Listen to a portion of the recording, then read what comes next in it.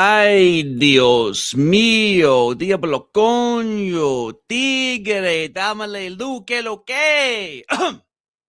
Excuse me. I got a little Dominican when I've been drinking. And I just had dinner with my mother for my birthday, which is on Friday. Went to Japanese hibachi. Had a wacky Japanese guy fling zucchini at my face. Spray some sake in my mouth. Had a Mai Tai. You gotta have a Sapporo when you're at hibachi. So I'm gonna make this one extra sloppy for yous. Because tomorrow I am fasting for Lent in solidarity with the Ortho Bros. Now I know solidarity is a leftist term, right? But Hitler drank water. It's what the damn word means. It is in solidarity with the Ortho Bros. It's not going to be an ortho religious fast, but your boy is good at fasting. And it'll put me in a state of mind. You can watch me transcend through fasting over the next month or so. It'll be interesting. It'll be interesting content, definitely, because I'm going to be incredibly irritable. Can't complain. Not supposed to complain. Oh, it's gonna be rough, but that's why you do it. So, fellas, not all of you are familiar with a woman who got a set of fake cans on her by the name of NotSoErudite, who recently, again, she's been on Whatever, the Whatever podcast. She's debated Jay Dyer, made by Jim Bob, Andrew Wilson. She is a Destiny disciple and uses many Destiny tactics. Now, before we chew into those fake fucking fat tits, what I like to do on this stream, something a little different than what other people do. I like to make fun of their spouses, okay? Now, as we know, people love to make fun of Andrew Wilson for being with his wife, who had kids with other men. One could surmise that Andrew Wilson is a real N-word. His path to being married, much more difficult than the average man's path to being married. High amount of respect for that man. Now, these foaming leftists, the relationships that they have are dogcock.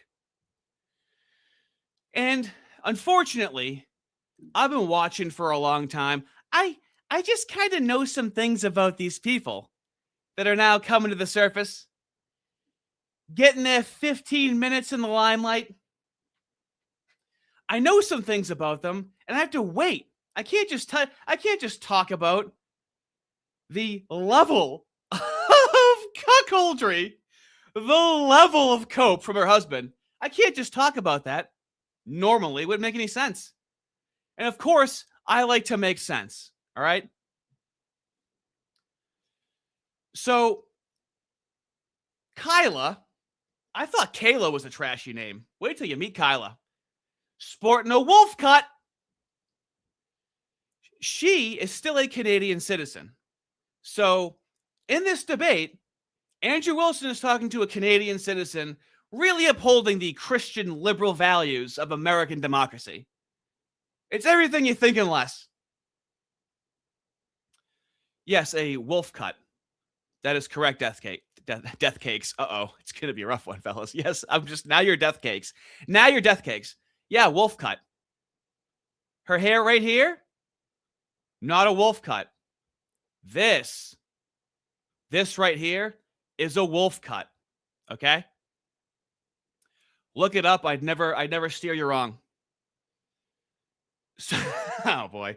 So she had a job in Canada as a psychometrist, a psychometrist. What is that? It doesn't matter. Some sort of fake liberal science in Canada. where she like studies and crafts psychological tests. The epitome of atheist, secular, we can figure out the human brain type of stuff.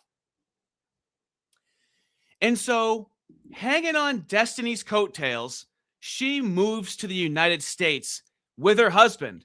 Her husband just ups and leaves and goes, you know what? We're going to go to America because she can't just stream online. She has to show these fake cans everywhere she goes in public. How does he feel about her sexualizing herself? Well, they're I guess they're not atheists. She's allegedly a Christian, okay? As you can see here, she's wearing a pearl necklace, rightfully so, gets plenty of those. And then over here, she's wearing a cross, okay? One of these performative Christians. And so she drags her husband to the United States. And for what? What is her career? We'll never know. It could have just been online and you have a job and you're online, but she's a wild one.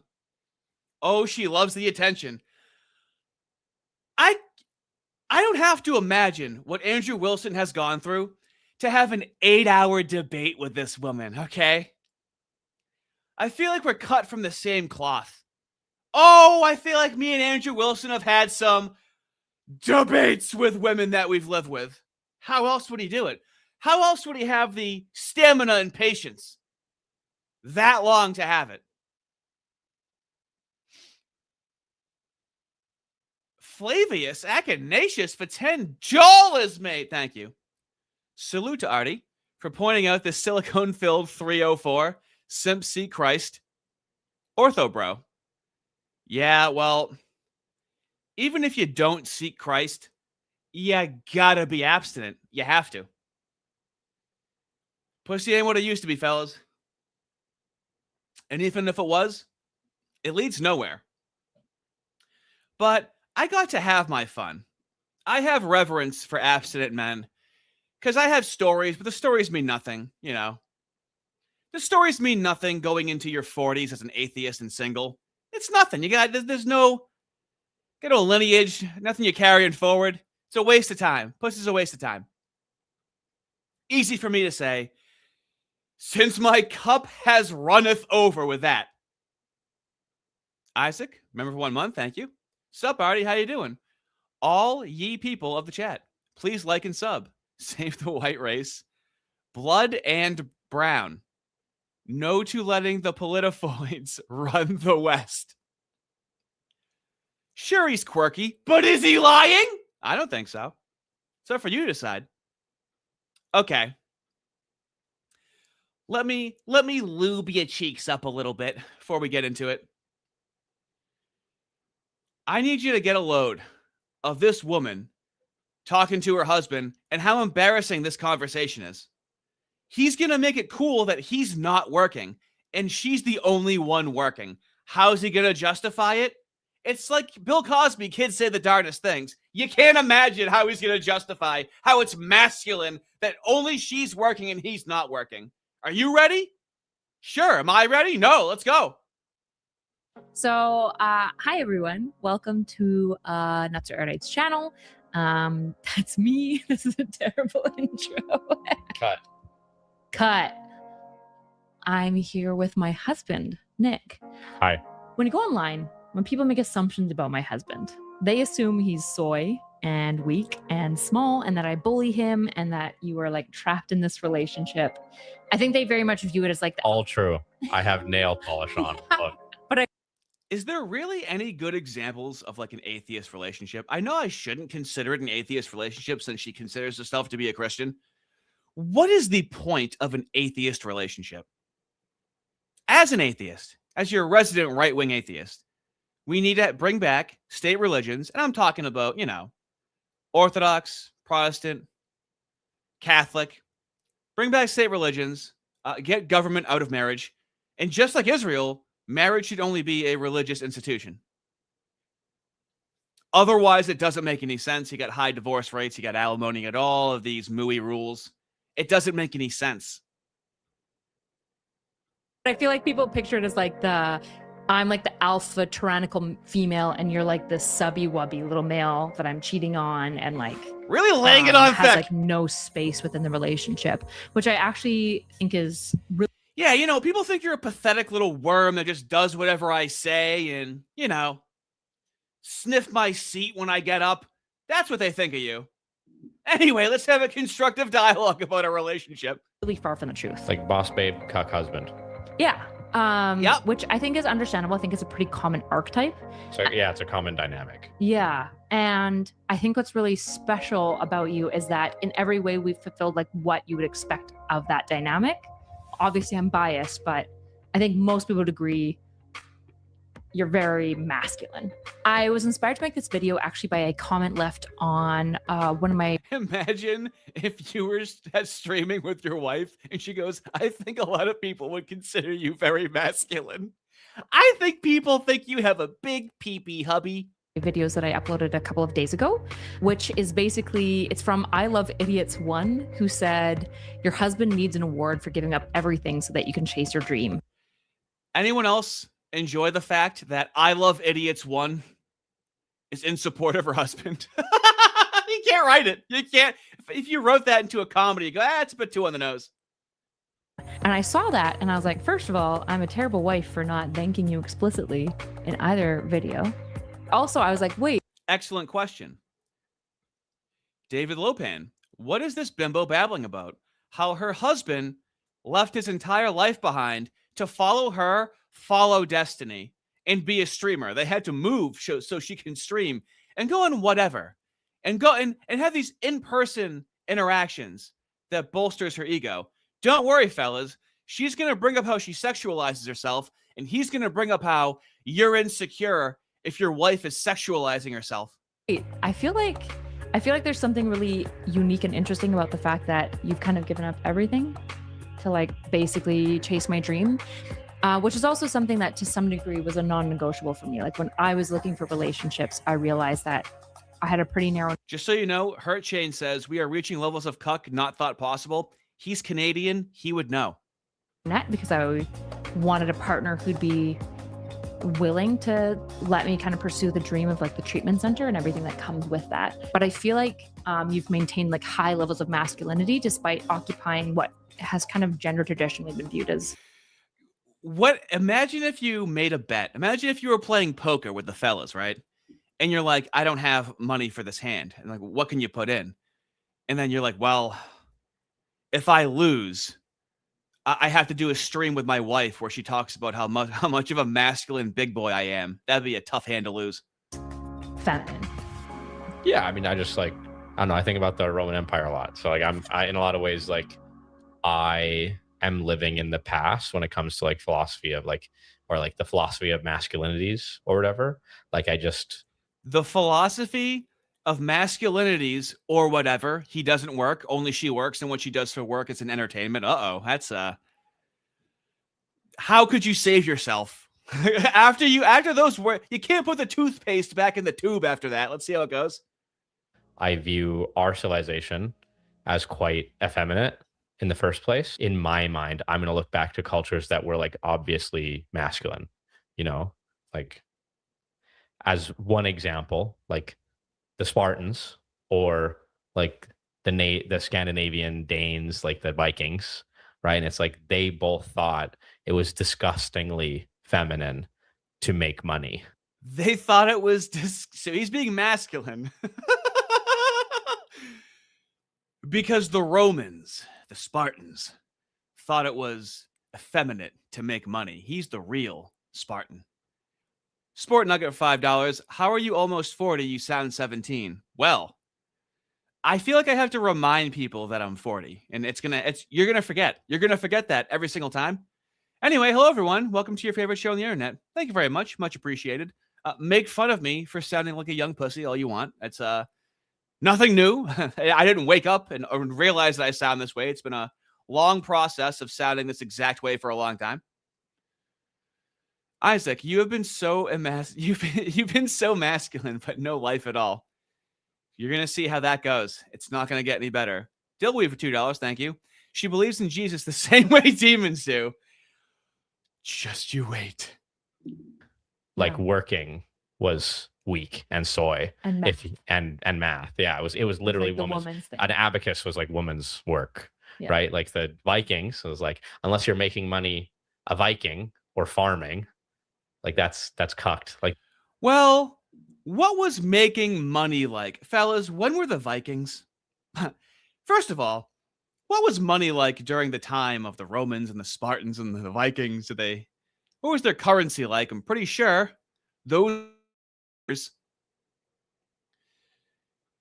were warriors, and so they were doing warrior activities. And so what are you doing instead of working? I'm going to assume it's not very Spartan-like. You're already painting your nails. like being a merchant is like soy, right? And by the Spartans as well, like this in Spartan culture, like their women were merchants and the weaklings were merchants. Yeah, which is weird because I feel like right now, like yuppie culture and like grinding, hustling, like making lots of money is very much viewed as like a masculine territory. Well, you go back like not even 100 years, go back like 60 years. But especially more than 100 years ago, like go to Victorian England or whatever, and it's like there's this division between like the masculine braggadocio ruffians, right, and the weak aristocratic bourgeoisie gentlemen or whatever. And it's like no one was ever under any illusion that the gentlemen were more masculine than the ruffians, right? No one, it's like within like the last 40 years that making lots of money, I think, has. How much of a mooish cope is this? Let me just change what masculinity means so I feel good about myself. This is only really for the last 40 years. Being masculine is providing. Now, we don't use violence to provide. We use currency to provide. And there's unethical ways of gaining currency, and you try to make an honest living is what it's called. And if your wife's making money on the internet, I don't know what you're doing instead. I don't think they ever get to it. Has been considered like the masculine thing to do. It's like Psycho, like American Psycho or whatever. Yeah, like just like flipped with, everybody's brains. Bateman or Patrick Bateman, yeah. Yeah. It's like it's like in the time that the book was written, it was like a mockery.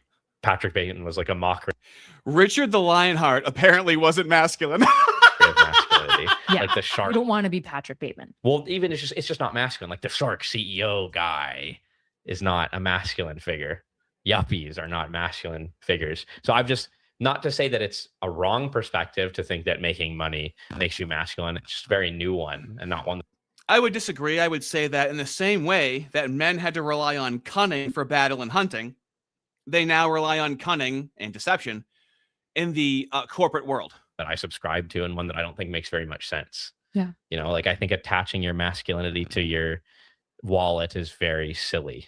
So then I guess, why were you willing, if I like harken back to the comment, why were you willing to give up everything to let me chase like my career dream, essentially? It makes sense that if your partner's dream. Now, hold on. She went to school. She has a degree in psychometry. That was her career. What is her career now, exactly? Being online sniz. Did she have to move for that? She moved to be closer to Destiny. And how does that go? What do you think that means? Let's see how insecure he might be. Dream is incumbent on you picking up everything, dropping everything you have going on, and going somewhere else. It only makes sense to do that, assuming your dream is not incumbent on holding on to the things that you have presently.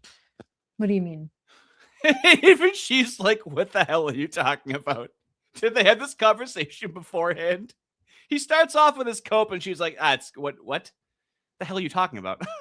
like I feel like so many men would be reticent to go because they've already got a career somewhat established in the city that they're in, their family's there, their friend is there. Like, what do you mean when you say there isn't something like, I forget the language used, but essentially like tying them, like incumbent upon them being in a certain location? Well, so I it's fair to feel that way and not want to pick up and leave everything, right?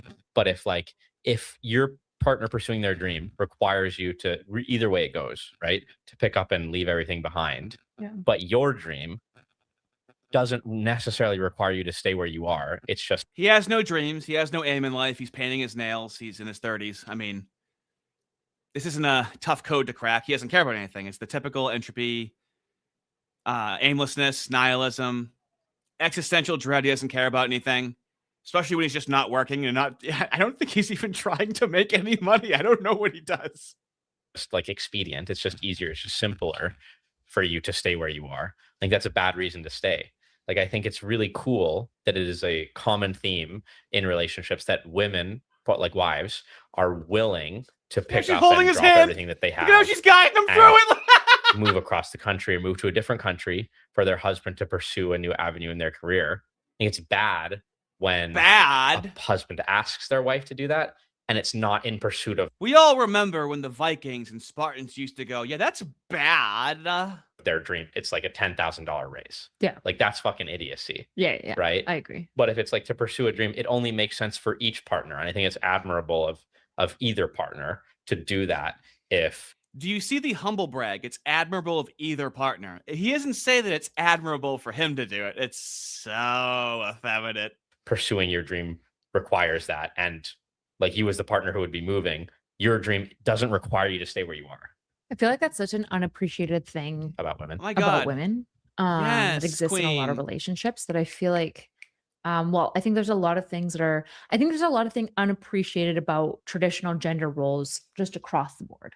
I think there's things that men do, for example, like provide. Now, this is the bottleneck. This is the kosher centrism. This is her. She's reasonable. She's a moderate. Never forget that. This is what I try to address with PF Young.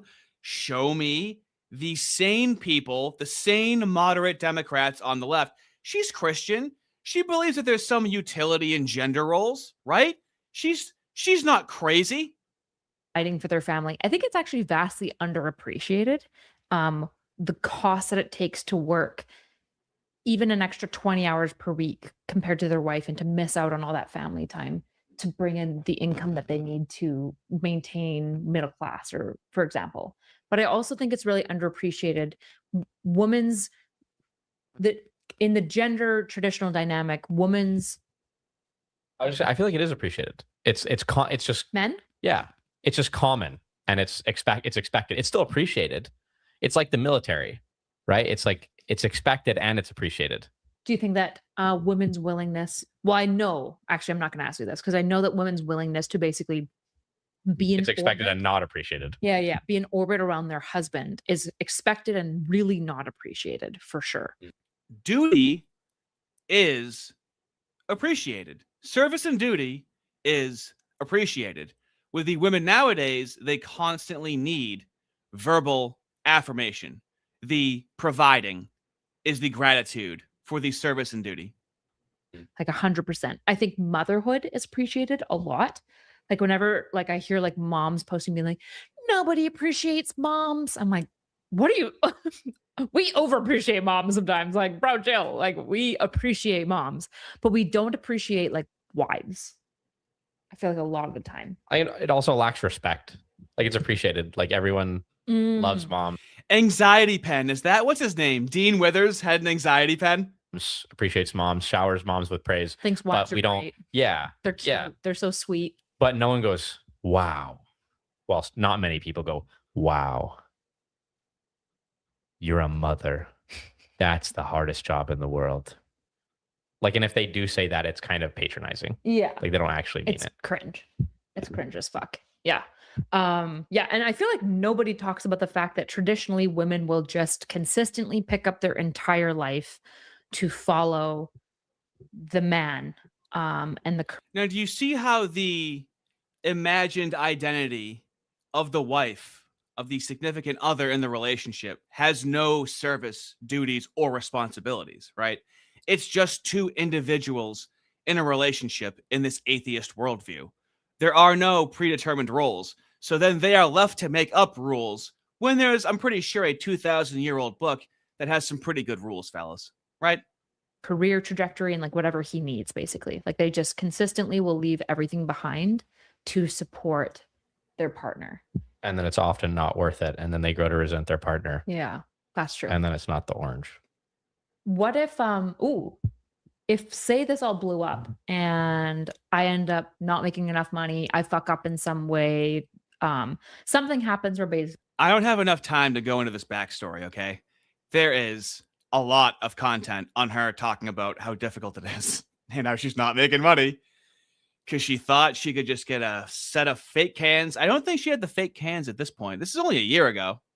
Those cans fake? They don't look very canny. But the money is very difficult, and she's like paying for immigration lawyers. She really wants to move to America, and she's already telling us what America means. It's poetic. A tale as old as time. Fundamentally, the dream isn't worth it. It doesn't happen.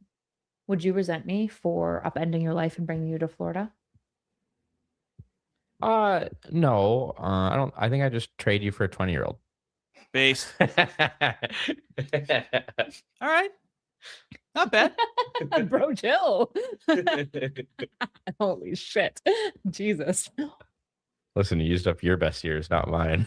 Yeah. See, that's real. That's in there. No, That's no. swirling around in there. Some mouth breathing smooth brain I think is gonna watch this. President Sunday is going to watch this and be like, he's serious.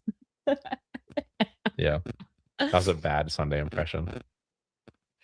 Just so you know, looking through the comments on this, we have humiliation ritual.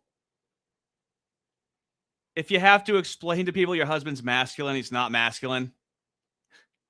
Oh my God, this person goes, fellas, is it gay to make money? Really just got absolutely torn up in the comments. She's like, yeah, it's me. It's Kyla. I'll just go online and just make content. It's me. People will want to know about me. I'm sorry, I haven't studied that enough to do a good impression. No, okay, seriously though. All right. I don't want to torture you with that. I want to torture you with this. Okay? I like to choose my torture wisely. This, 8 hours and 47 minutes. Now, I've already watched it 3 times at half speed just to make sure I got everything accurately. And this is going to be a 78-hour stream. We're going to cover the entire thing. I haven't clipped anything. I don't have any timestamps. We're just going to go through it as slowly as humanly possible to make sure we catch it. I'm just kidding. I got my timestamps. We're going to breeze through. We're going to jaunt our way through it. And let's start with, we're not going to hear her opening. Let's start with Andrew Wilson's opening. I feel like it's very powerful and commanding. So just to be blunt. What is going on here?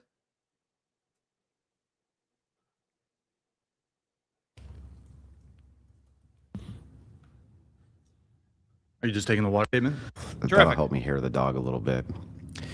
So just to be blunt, some of the reasons that I don't particularly enjoy debating with Erudite is because there's a specific style she has, which is called the pop quiz style.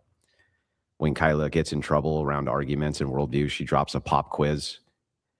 Do you know what X is? At X usually being a random obscure fact, which has little to nothing to do with the conversation. And your inability to answer it's met with smug delight and upspeak as she explains some random fact. The reason I bring this up is because I want the audience to be aware that I really just hate the pop quiz debates. It's an old Twitch take.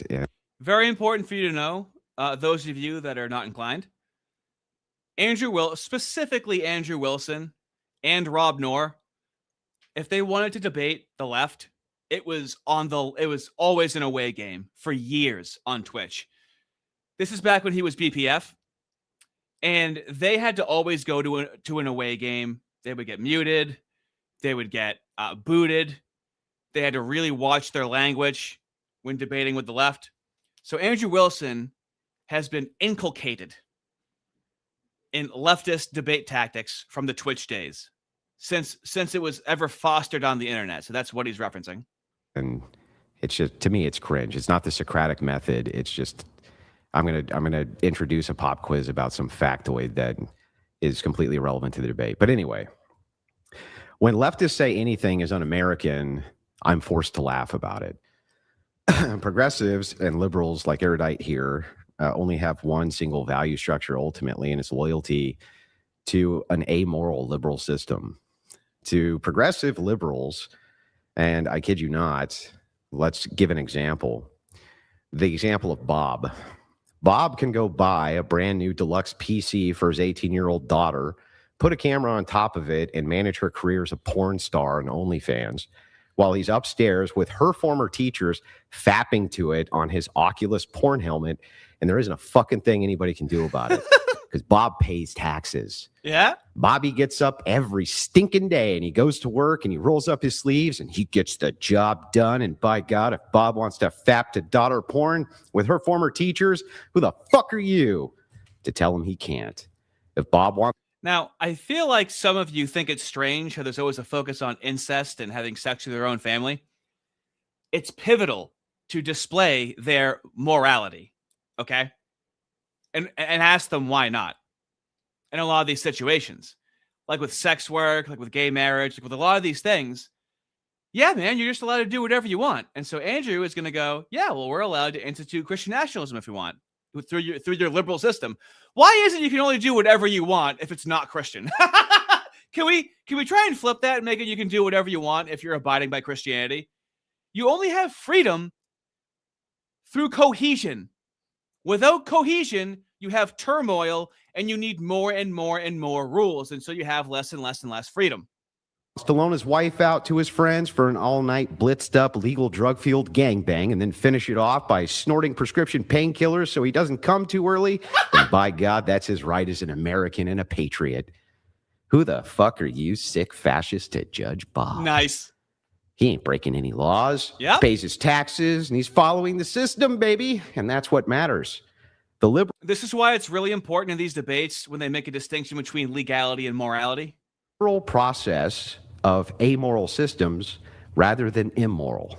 Everything's permitted. If the global hegemon of the world needs to put machine guns to the back of little Africans' heads so they can dig out the special Sudanese cell phone crystals, then so fucking be it. But this is why I have a video from like a year ago where I was like, I'm not like a cultural Christian. I'm like a cultural Andrew Wilson Christian nationalist. Because he's making his point in a stylized way, and he's not being like, well, I think that we should have a rigid morality in society because that's how it's been for most of humanity, and a lot of this stuff is very new, and I don't think it's heading. No, he is painting a picture. He's using concrete imagery. Bob needs his perfect reception for his satellite-driven cell phone in order to get the perfect nude image of his wife being split down the middle like a piece of meat in an all-white bread sandwich. And who the fuck are you to tell Bob shit? Nobody. That's who. Just a judgmental little fascist trying to legislate morality in an amoral system, which is oriented around a nonsense of a smorgasbord of moral buffets, which boils down to a choose-your-own degenerate adventure. Nothing short of that is un-American. Very crucial to highlight the moral buffet. You pick and choose your morality as it suits your hedonism. Very dangerous. Here's a bunch of un-American stuff, depending on when you were alive. Universal suffrage, pretty fucking un-American. Abolishing slavery was pretty fucking un-American. Homosexuality was definitely un-American. Age of consent laws were un-American. Incest laws were un-American. Income taxes were un-American. Sex outside of wedlock was un-American. Refusal to duel when being called out was un-American. Not being white was un-American. Co-ed schools were un-American. Black people in white schools, so un-American, we needed the military involved. The list goes on and on. So a very good strategy that Joel Webbin and Andrew Wilson have is that when you have an objection to their Christian nationalism, all they have to do is, comport to the reality of the United States for the past, 60 degenerate years in the country. So when you talk about America, they have the post-World War II consensus idea of America. And in the same way that they've been bringing up how America is oppressive, we now get to use their oppression narrative, but not say that it's oppressive, but go, well, that's America. That's what America was. That's what America's been. So, what you think America is today is not what the people that built America thought that was at all. But according to Erudite, Christian nationalism is un-American because America basically begins in the early 20th century based on Lincoln models of federalism. That's what's American. Part of that, of course, should be not listening to a person who grew up under a king in a constitutional monarchy like she did. Gross. Bunch of fascist bootlickers over in Maple Land. That's pretty fucking un-American too. Christian nationalism is as compatible with Americanism as the liberal order of amoral systems allows, which means perfectly compatible because there isn't any ought to tell it no. The entire proposition from the liberal angle itself is self-refuting. It just goes like this. If people vote for Christian nationalists, what are they doing which is un-American? The answer, fucking nothing. If they vote in a KKK, Nazi fascist Hugo Boss SS uniform wearing lunatic who packs the court, persecutes all non-whites, all within the whim and the confines of the amoral system, then what's un-American about that? And the answer, fucking nothing. Because the progressive liberal system is built on nothing. Just vague appeals to my rights and my freedoms and my own system, which allows you to get rid of the system. It's absurd and self-refuting. That's my opening. Cool. So I guess to clarify. Very strong opening by Andrew Wilson. Will she be able to refute those points? Survey says not very likely.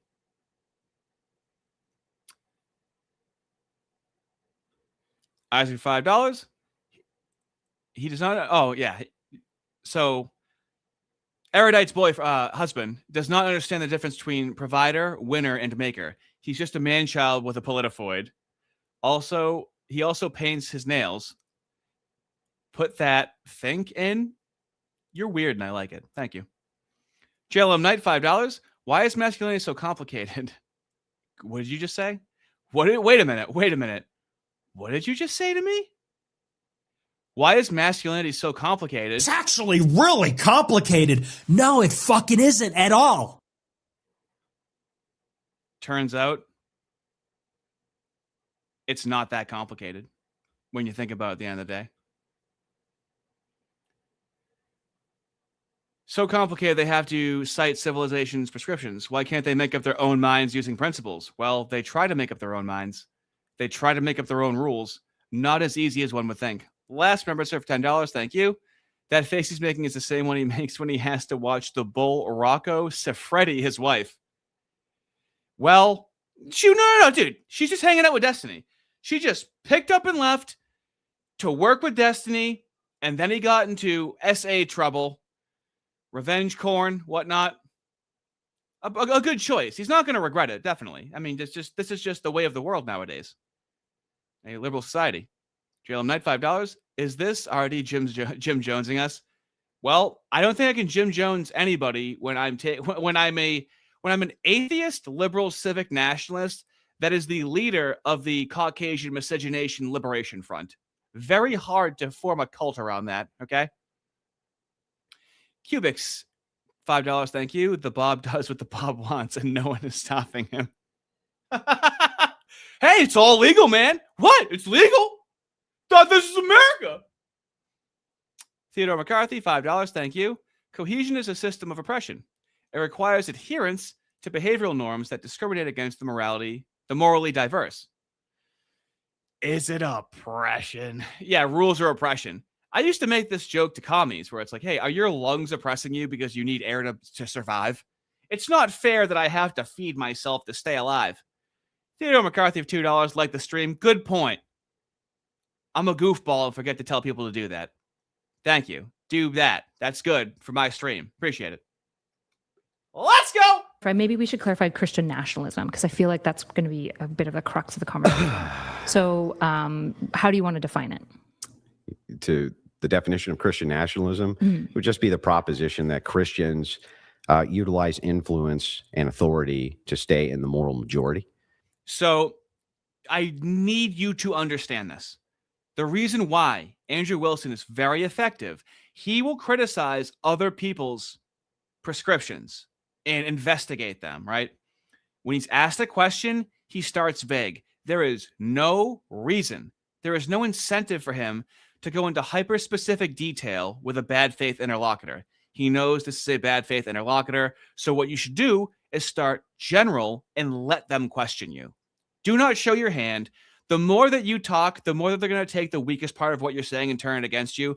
So he's doing exactly what you should do, and just give them a broad overview. And if they would like to ask questions, they can. And if not, then you saved yourself a bunch of time. And that they adopt systems towards Christian ethics. When you say moral majority, what does that mean to you? It means that most laws and social systems confined around Christian ethics. Okay. So you would like to basically see a change of current statecraft to include more Christian policies? All Christian policies. Can I ask to what extent? Like, does this... To as much of an extent as liberalism allows, which is all extents. Okay, so when you advocate for Christian nationalism, though, I'm sure you and I would probably agree, probably if, say, the more of the moral majority becomes Christian, particularly in the way that maybe you're advocating for, we would probably move in the direction of reducing constitutional policy and increasing Christian policy specifically. So classic from the left. So you want, she's not saying authoritarian, but she's like, the Constitution, the precious Constitution, right? There have been amendments to the Constitution. You can do whatever you want to liberalism or the Constitution, right? Probably all the way up to including theocracy. No, they're not incompatible. So you don't think that constitutional policies. So under liberalism, this is a great thing about liberalism. So do you remember, like, you had this conversation with a guy the other day? I don't know how long ago it was, but he was like a fan of mine. He called in. It was about Christian nationalism. I think you got the clip on your channel. There was a point there where I started laughing because he said basically what I did. He was like, my proposal is that I want all the systems and this and that to kind of reflect the image of my preferences. And you were like, fuck that. You're not allowed to bastardize my religion by implementing policies against, what my preferences are. And I thought, that's like the most American thing I can think of. The most American thing I can think of is that a Canadian immigrant is like, you know what? This is my country now. And you're not going to fucking bastardize it with whatever your shit is, because I don't want... She's not even a citizen yet, and she's telling Americans how to... Imagine that in the Middle East or in India or in Brazil. The non-West. Wonder what happened. It's the fucking Jews! Sorry, I had some Japanese food tonight. Whew. That was a good one. I want you to. And the other guy's like, I don't give a shit what you want. We're going to do it anyway. And then it goes vice versa. And it's like, that is liberalism. Ultimately, if we want to get rid of alcohol via an amendment, we can. If we want to bring it back via an amendment, we can and have. If we want to get rid of guns, we can and have. We want to bring them back, we can and have. Super important. So the left will act like the Constitution, democracy, it's like ironclad, when it's the only reason why they have power is because they've abused it and molested it. Okay? We're not trying to molest it. We're just trying to cast it aside, make things right. Because there is no playing fair at this point. I feel like a lot of us have realized. It's like everything is permitted. So by your logic then, Christian nationalists not only are trying to win the culture, they're trying to win the state. To impose Christian policy on the state. Well, they're through Congress. They're imposing liberalism on the state, actually. Well, in this case, because I don't want to slip between words. I'm not going to equivocate. Very important to now say that so if they're accusing you of imposing Christian nationalism, well, you're imposing liberalism. Beautiful. If Christian nationalists amend every single constitutional amendment within the confines of liberalism to reflect only Christian policy, by your metric, that's liberalism. So the issue is that I'm not like a democratic absolutist, right? I don't believe in democracy in the state. I believe in like some level of limited democracy. In fact, even now we have like electoral democracy. We have elected representatives. Reasonable, moderate, popular vote, which I think is good. I think that that's a better democratic system than, for example, pure absolute democracy, like popular vote. So there's always limits on democracy, right? So when you say liberalism, I think the issue is like liberalism to you. But apparently there's no limits on Christian nationalism, right? Christian nationalism is known for its hedonism and lack of rules, right? You just mean, it seems like what it means to you is we can vote for stuff, No, Is that what it means? What does it no. mean to you? It's what you outlined in your opening. Liberalism is just a sequence of systems. It's science, man, and it's building shit, and it's industry, and it's all of these isms, which really are just confined to, I want a system. So liberalism is an amoral system. Do you think science is liberalism? No, but I think that liberals adopt science as part of their system. Well, yeah, they allow it. Do you think capitalism is liberalism? I think they adopt. Newsfist says, oh my God, listening to Women Challenge Impossible. Well, I'm going to force you to listen to a portion of this on Stream Tuesday. So this is just the pregame for you. Capitalism as part of their system. Could they adopt other things? Sure. Okay, so then what's liberalism? Liberalism is an adaptation of an amoral system. What is this? Sorry, at a statecraft level, what does this mean? That you have a system which is an amoral system. Why is the amoral piece essential to because the liberal piece? that's why you prefer secularism. Liberalism was born out of Christianity, specifically Protestantism for the most part. So if you are to have a morality, you would have to defer to a Christian morality. Otherwise, what is their morality? As we see, nothing. It's my preferences. Want a system which is amoral. So it's based on individualism.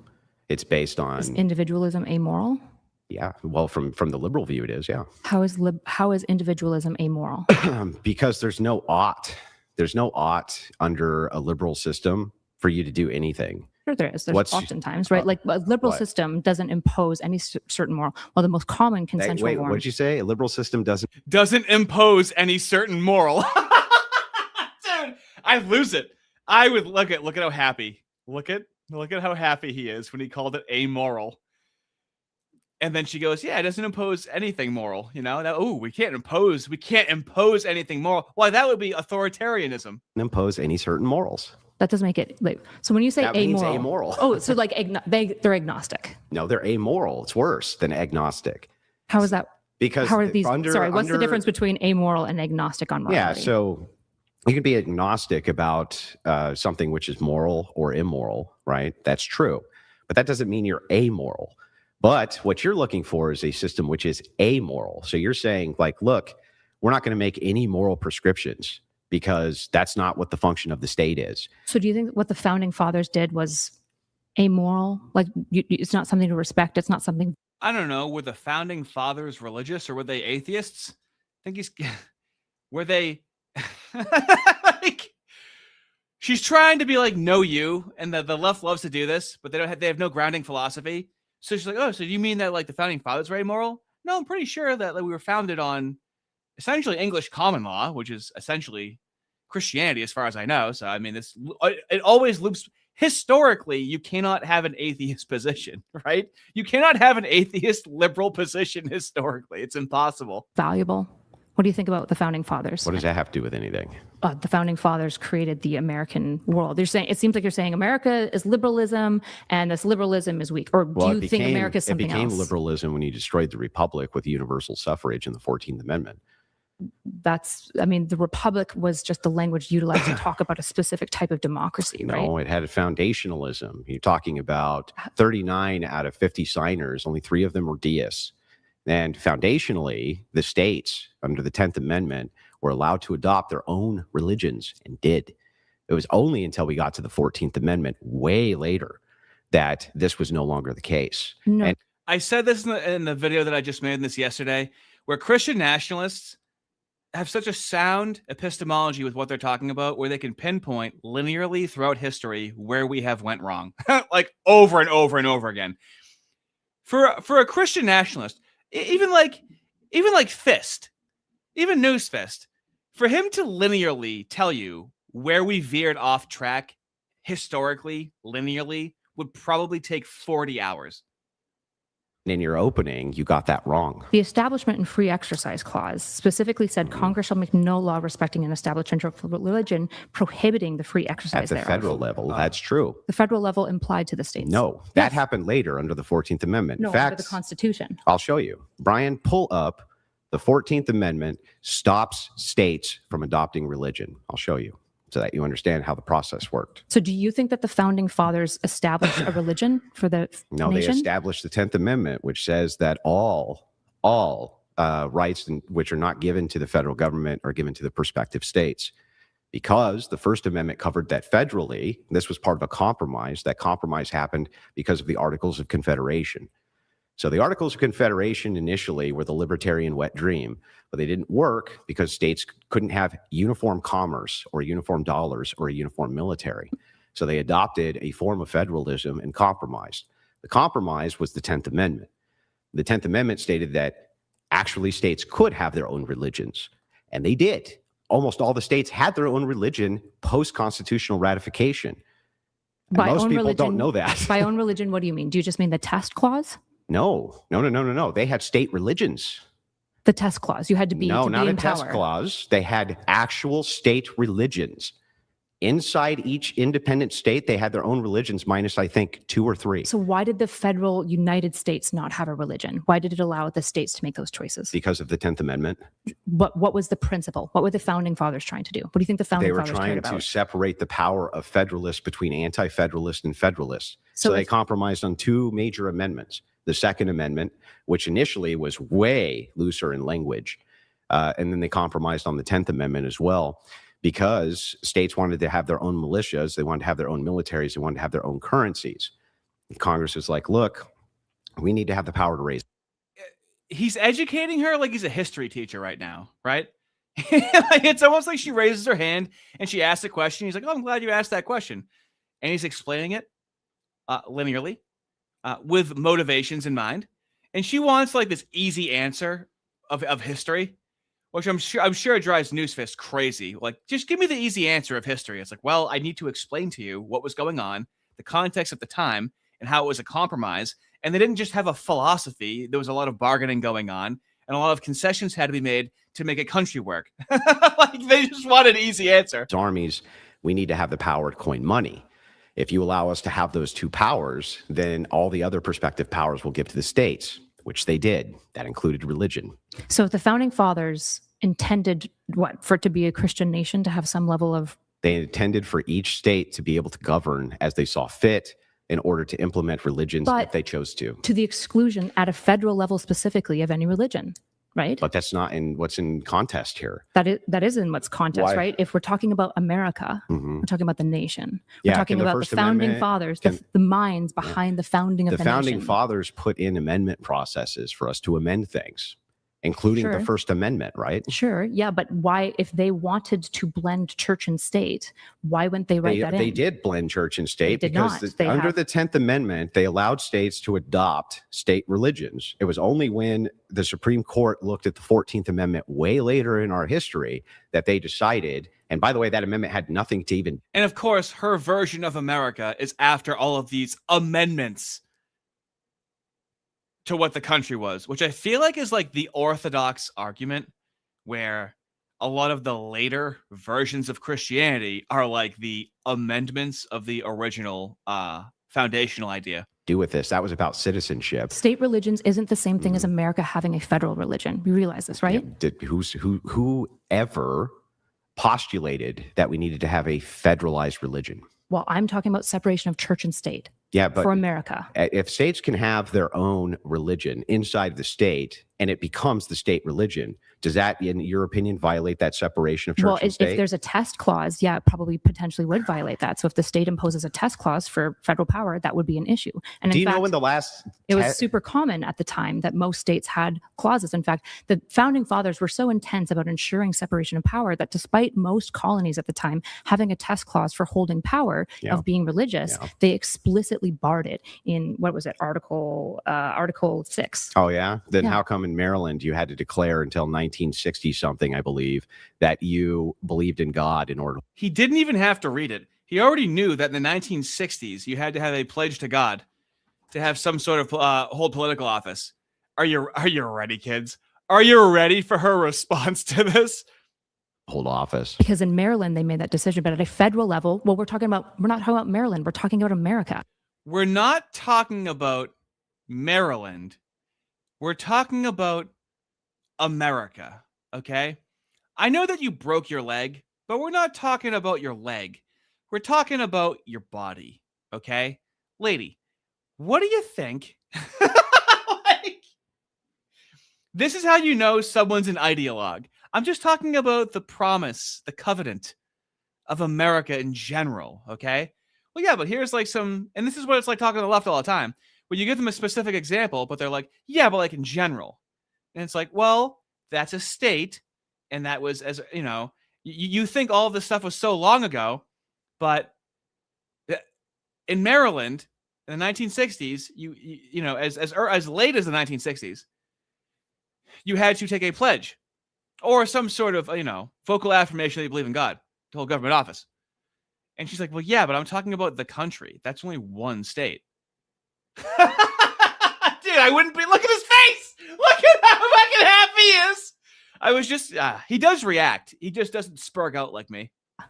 Yeah, America. Is Maryland America? America is a coalition of states which have federalized. That's Sure. what's going on. But don't you think that the Constitution? Oh, dude. Someone said this is giving me flashbacks of arguing with my ex-wife. Yeah. I've been reliving trauma the past 16 hours that I've watched this twice. Constitution of America maybe matters when we're talking about the ethos of America. Sure. Okay, so when You mean the that founding amendable? fathers, You mean that completely amendable thing? well, completely amendable is makes it sound way looser than it is. Amending and adding amendments. It is way incredibly looser. difficult. Look, what's un-American about amending the First Amendment? Nothing. Okay. Right. So you can amend the First Amendment and it's not an American, right? Yeah. Okay. Also, very good point. I hate fake tits. Need the squeeze and bounce, fellas. She's talking about the separation of church and state, but these fake cans are the separation of the right tit and left tit, okay? Look at this space right here. Not natural, okay? That's how you can tell. They should be mashed together, creating a cleavage, right? This is a huge gap. This is the white woman with fake tits is the black woman with a gap in her teeth. The gap, not good. Not a good sign.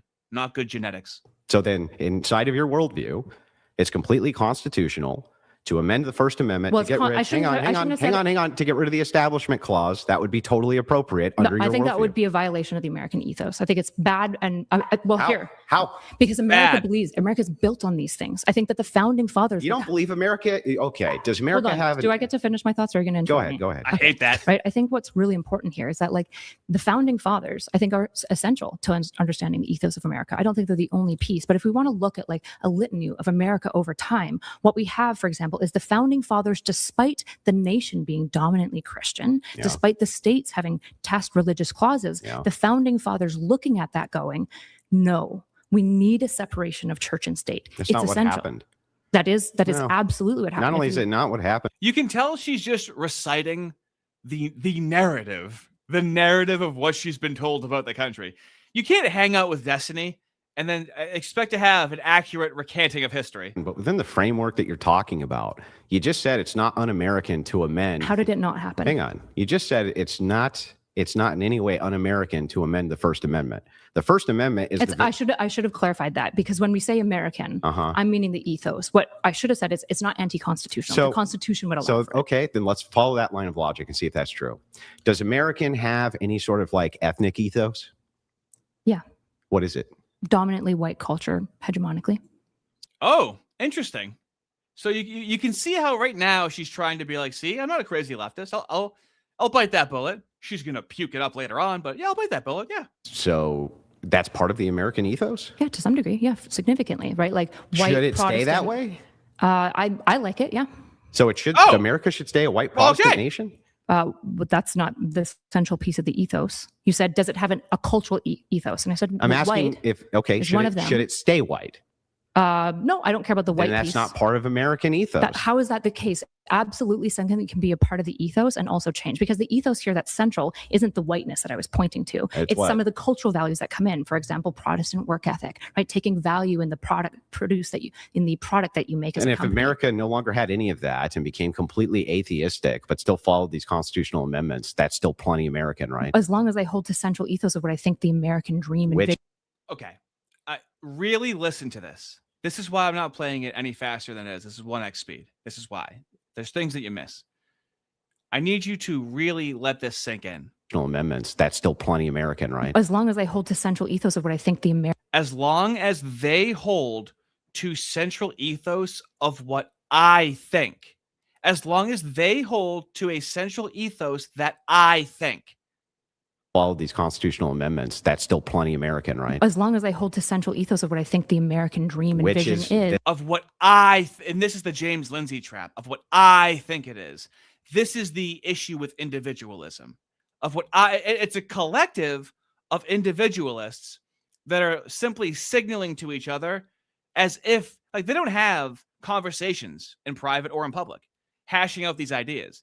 It's an act of idolatry where whoever is going to be out there talking the most, they're just going to get behind them and support them uncritically, thinking that they're an individual. But that individual, if you Erudite, then you are just subscribing to whatever her preferences are, which down the line will differ from your preferences. There's no cohesion in that.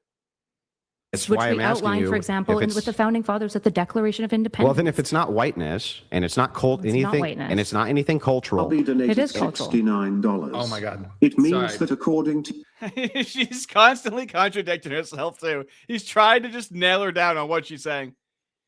Quagmire for $20. Thank you, mate. Man, I only caught the last 4 hours of this debate last night. I don't know if that's facetious. Are you like, oh man, I only caught 4 hours? That's 2 movies with a pee break. But I cannot stand how she drags everything out. That's all she has. To tire, to drain energy. I'm glad Andrew has the energy he has to keep up and beat Iraq. That's the tactic. They lay you on the ropes. And that's why people think that they want to watch these things, but then it sucks the energy out of them. And that's why I watch them to try to point out what I see is going on, because I've been seeing it happening for a long time. It's what the trans people did. They want to bore you to death, so you turn a blind eye. It's what also the trans people did, where they're unbelievably degenerate, so you turn a blind eye and you shield your eyes from their degeneracy. So they'll either try and gross you out or bore you. They won't try to engage you, and that's why their numbers are often horrific and inflated artificially. Cheat of a Doom, $10. Thank you very much. Destiny Orbiter. I like to call them his orbited children, and it shows their beliefs are full projection on the matter, as they are fully aware that they are their examples of justified origin. So an orbiter, really popularized with Destiny. To Destiny's credit, when he's always been popular, but he would allow smaller creators to use his platform. It was for pussy, as we found out then and later on. So he gets orbiters, and just whatever Destiny says, they don't want to lose that clout, that attention. They don't want to earn their own way on the internet, much like Erudite. So, she even uses his mannerisms and his cadences. She keeps going, gotcha. And the way that she interrupts, it's very similar. Isaac for $2. Oh, happy birthday, Artie. That's going to be on Friday. We're going to do a super duper 40-year-old birthday bash stream. I'm just kidding. I like saying that. I like acting gay. Acting gay is really funny. Being gay is really gross. The new GM, $5. Hot take, Canadians don't understand American history. Well, I don't either, and I learned a lot of my American history from a goofy fuck born in Australia and living in the UK. Aramaic Discourse, $5. Thank you very much. Currently at a blues concert, fellas. I'll have to catch the stream later. Have a good evening, my hard R's. Aramaic Discourse is always out and about, yet somehow still checking in on the stream. Very much appreciated, feller. No idea what happened there. I apologize. It's okay. No If worries. it's not- any American ethos, and it's not cultural. I and said it's not. It is cultural. It's cultural. Yeah. Okay. So what are the cultural things? What is American culture? Life, liberty, pursuit of happiness, doing things that work, ingenuity. Doing things that work. So all the left has are platitudes. And the reason why they're not sane is because they act like these are applied, pragmatic platitudes, which is a contradiction, which can't exist within itself. Discovery. Life, liberty, pursuit of happiness. Wait, what do you think American ethos is? Hang on, what was the other thing you said? I think ingenuity. Ingenuity. Those are some of them. So as long as Do you reject these as part of the American ethos? I do. So as long as none of these, life, liberty, or pursuit of happiness or ingenuity, is violated, then it's in the spirit of America. Potentially, we would have to look at it in a Potentially. relativistic, right? Like these Isn't it so mooey? It's a promise. It's an ethos. It's potentially. Some of those are what I said. Some of those are true. You don't need all of them. Can never lock it down, but they want to run the country. those like things, we have to understand like what we're talking about. You'd have to give me an That's example. what I'm asking you about is what we're talking about. So if any of these so what things, do you think is American? I think that what's core at the central kind of product of Americanism is this idea of systemic liberalism. The system itself What is is what systemic American. liberalism mean? What's that? What is systemic liberalism? Yeah, so that it's just the idea that like there's a secular separation, there's systems in place within the constitutional confines, there's things which we're appealing to in law. I don't think that liberalism and modernity is doing anything other than looking at those systems. I think that See how he says liberalism in modernity. He is very explicit with the points that he's making. originally our founders wanted to have something which was much more akin to ethno-nationalism, for sure. I think that they wanted to have something that was much more akin to nobody voting in universal suffrage at all, because they didn't give anybody the right to vote. Why? So I don't think that those things were foundational to the American experience, because the founders didn't allow it. Why didn't they? Because they didn't want people to come over here who weren't Western English, basically. That's not why. Yeah, it is why. No, you can read it in Federalist Number 2. Like the argument for suffrage is very clear from Hamilton. Okay, wait. Have you suffrage. read the Anti-Federalist Papers? No. Do you realize there's Federalist Papers, there's the Anti-Federalist Papers? Yes. These were compromises which were made from the original Articles of Confederation. What did suffrage mean to Originally, the the founding fathers? 39, I believe. All right, let's scoot ahead a little bit. It's so long. It's nearly impossible to get where I have to go, but your boy can do it. I'm a professional at this point. That when we're talking about foundationalism, the reason I bring We're up not that talking about Jefferson didn't foundationalism. sign the Constitution, we are. Nope. We're talking about value structures. You're saying that I'm life, trying to liberty, and figure out- pursuit of Let him finish, happiness. let him finish. You're saying life, liberty, pursuit of happiness is the foundation of Americanism. Nope. Then what is? She literally said that. That's exactly what she said. And he wrote it down and he showed it to her. Nope. Oh, man. How does she not have a nice shiner on her right eye? What is the foundation? It's the foundation of America is the founding fathers. It's the Constitution. It's the Declaration of Independence. It's the Systems. entire idea. Now, fellas, listen. I do not advocate laying a hand on a woman. That would be immoral. It would be unethical, okay? I don't advocate for that, okay? I wouldn't give a shit if it happened to her. See? I'm being ethical. Yeah. It's systems. Well, it's systems and it's ethos. You see what I mean, though? That's circular. It's You not- say life, how is it liberty, circular? What's the life, circle? liberty, pursuit of happiness. That is not the foundation of America, right? I suppose they can be foundations in that like they're irreducible. Life, liberty are kind of irreducible. Irreducible. It's so mooey. Let me just introduce a word that's uncommon in modern parlance. And now he has to try and unpack what she means by irreducible in this like obscure meta context. Why couldn't they be reduced? Because it's going to become circular eventually. Like most things will become circular. So you have a culture Anything that can be values anything, man. work ethic. Yeah. How do you reduce that? What does that mean? What, that people work really, really hard? Yeah, isn't that kind of just like you're just kind of Yeah, saying that's the a same thing? heuristic, So it's circular. I'm not sure that it's circular, but it's a heuristic. How is saying work ethic is people work hard, not circular? Well, you could give qualifiers for what hard work is. What you didn't. You just said I don't need hard to. work is. You just asked me how, and I explained Okay, it. so this is now, one of the when keys we're talking of. about foundationalism, you said life, liberty, and pursuit of happiness, but then said that that's not a foundation, and then only pointed to systems. I said as it's no. I didn't say it's not foundation. I said it's Okay. not foundationalism because when Oh my God, dude. How many times have you been in an argument with a woman? And she's like, I didn't say it's foundational. I said it's not foundationalism. Oh, man. She needs to get the belt, fellas. She needs it. She's begging for it. She's begging for that punishment. She really is. But you can't get off on it, right? It's for her own good. I'm hearing that, and I could be wrong. Uh-huh. When I hear foundationalism, I'm Yeah. assuming that you mean the philosophical framework. Yeah. Yeah. So when I'm saying foundational, So I just what's mean the philosophical essential. framework of the United States other than a system? I'm not. So when I'm saying the cultural ethos, Yeah. I'm not talking about the philosophical framework I'm necessarily. asking you, what is the philosophical framework of the United States other than a system? What? Well, it is a system. Yeah, exactly. So all you're appealing to in your liberal ethical system is just systems. It's an amoral system. That's it. So statecraft systems. Yes. Yeah. So here What's we can make happening this super easy. We can make this super easy then. I've actually made this joke about gay guys, like how difficult it is to like truly gay bash. Because like, imagine you punch a gay guy and he's like, harder, daddy. You're like, ew, you put him down. You go, get away from me. Yeah, she would be into it. It's really, yeah. And this is why, and fellas, we worked it out. Now you want to know what she doesn't want? She wants you to hit her. And you want to hit her. But you don't want to know what she doesn't want? She doesn't want to be mocked and have her stupid, dumb tits be made fun of. So this is the path that we choose. Changing the First Amendment immoral? No, but I think it would make the country worse. So it's an amoral system. I would argue like it's probably immoral because probably the people doing it, right? Like which people want to change free speech? Who cares?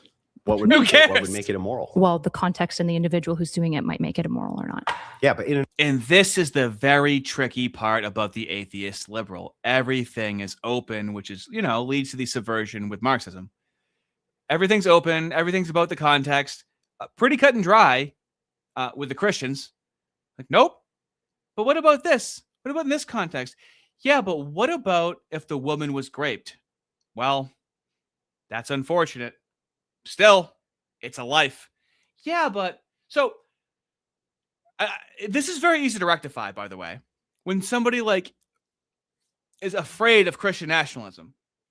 And sure, I just had a debate with the fellas the other night about IVF, right? They're against IVF because of the multiple conceptions that are had with the sperm to egg before you find one. We were having a philosophical, I wouldn't even say a philosophical discussion. It would have to be one sperm, one egg, but it was a conversation, right? Kind of an intricate conversation. But what if I'm being pragmatic and a materialist and I'm like, well, who cares? We're trying to make more babies. And then the Christians are like, yeah, but we're in charge and we're not doing IVF. Am I going to take to the streets and fucking protest? I'm a free speech extremist, okay? If all I have to do is not blaspheme Jesus Christ to have a white wonderland, it's quite a concession.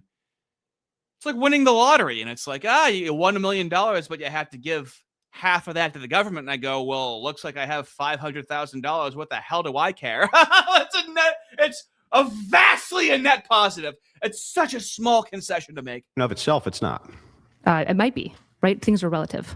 Okay, so in and of itself is not relative anymore because it's just in and of itself. So I am a moral objectivist and a relativist, right? I think I just heard Fist scream from across the pond over what she just said. So let me just play that one more time. So in and of itself is not relative anymore because it's just in and of itself. So I am a moral objectivist and a relativist, right? What? A moral objectivist and a relativist. Oh, can you hear him? Can we all hear Fist right now screaming at the top of his lungs? You're a P and a not P? No, I believe in that morals are objective, but also that they are relative. This is standard. This is like Aristotle stuff. What the fuck? What? Okay, so stealing is wrong. However, the guy whose family is going to die if he doesn't steal, relatively, contextually, might be. Look at Andrew Wilson's face. He is being incorrigible, but he's trying. He's like, he's trying to understand that point. Be okay for him to steal in that situation, right? You're just talking about pluralism. I'm not. What's the competing values here? Because under pluralism, what you're saying is that there's many pathways to get to what the spirit of the thing is. That's not what pluralism is. It is. Nope. Okay, what is it? Okay, we're not doing that. We're not doing that. We're not listening to her bicker about pluralism. Let's skip ahead a little bit. America is anything but its system. There's nothing else that makes America unique that you can point to and say, that's America. Under the liberal view, no. Under your view, I'm asking your view. Yeah, well, under my view, I think that there was once upon a time a powerful idealism, which was founded around Christian ethics, that was foundational to America, which is now basically destroyed by Foundational modern as in liberalism. founding fathers, or foundational in what way? It was foundational to the moral character of the people who lived here. So then why did they write it out in the federal papers? Right? What out? The church from statecraft. They didn't. Yeah, they did. No, they didn't. They separated. They separated in the First Amendment only that the federal government couldn't pass a religion on the people, but under the 10th Amendment, states could still maintain their religions. And then most states came to agree that actually the federal precept was better, right? No. Yeah. No. What happened actually was a lot of states were looking at moving back towards that, which is why this whole idea of the 14th Amendment being reinterpreted the way that it was to say that states couldn't do that happened. I feel like we have a very different understanding of suffrage. I'm not talking. That's not suffrage. That's the 19th Amendment. 14th Amendment? Yeah, 14th Amendment, I think, is citizenship. It's about birthright citizenship. You're right. It's about birthright citizenship. Yeah, The you're 14th correct. Amendment? Yeah.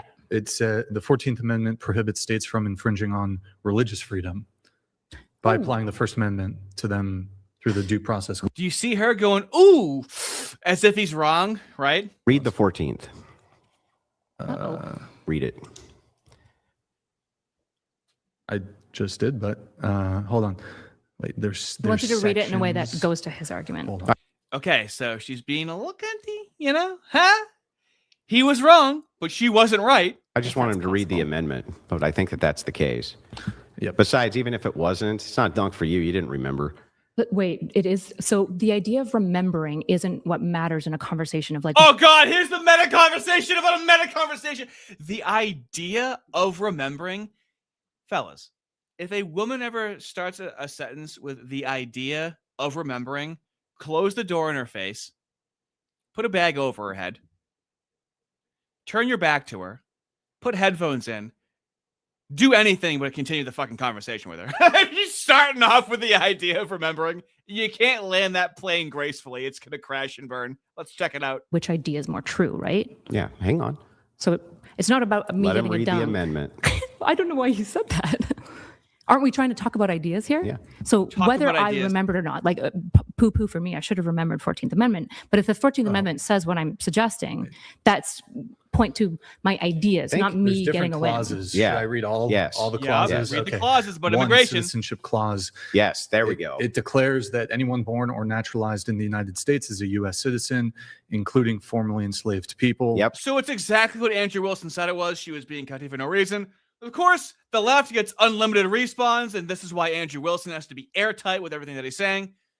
We train in a high altitude, fellas. Overturn the Dred Scott versus Sanford decision. Number 2, due process clause. It says states cannot deprive any person of life, liberty, or property without due process of law. So I was right. This protects I was individuals right. from unfair state government actions. Clause 3, equal protection clause. Mhm. It requires states to provide equal protection of the laws to all people. This clause became the foundation for many civil rights decisions, Right. including Roe v. Wade, Brown v. So he was right. Fellas, it's an 8-hour conversation. You boys got timestamps, so we got some ground to cover. Don't worry, Fist. There's going to be plenty for us to cover on Tuesday. Don't you worry. I know you're worried. Don't worry about that. I got you covered. If you don't play, I'm going to crash out, and I've eaten enough food to shit myself while I crash out, just so you know. This doesn't make any sense. I pay my taxes. There's no reason for this to not work. And it's only when I'm streaming. I'll do clause. it. I'll crash out. It says states There we cannot go. deprive any person of life, liberty, or property.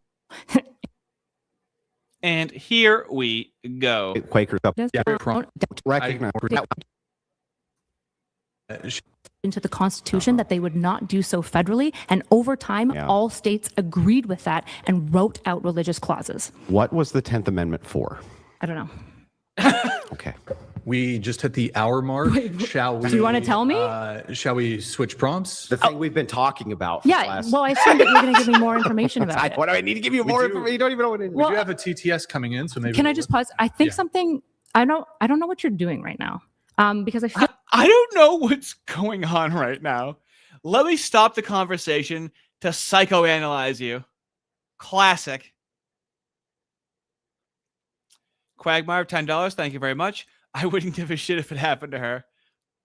I couldn't agree more, Artie. Couldn't agree more. It's the loophole. It's the loophole. That shouldn't happen, but I don't care if it does. Right? Am I in line with scripture? Do I have to care? Do I have to care? I'm already admitting it shouldn't happen. I'm already saying that it's unethical and immoral. Do I also have to? Oh my God! Look at Andrew Wilson right now.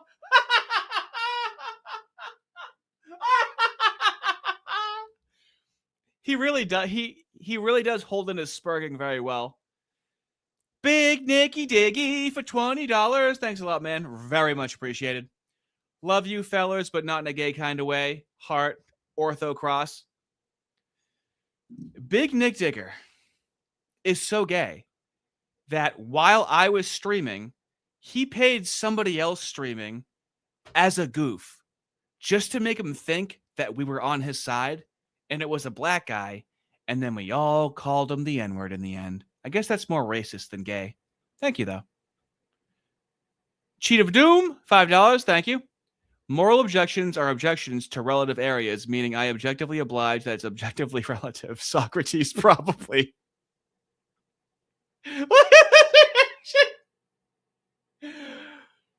Mind you, I need you to understand, Andrew Wilson is making this face only an hour.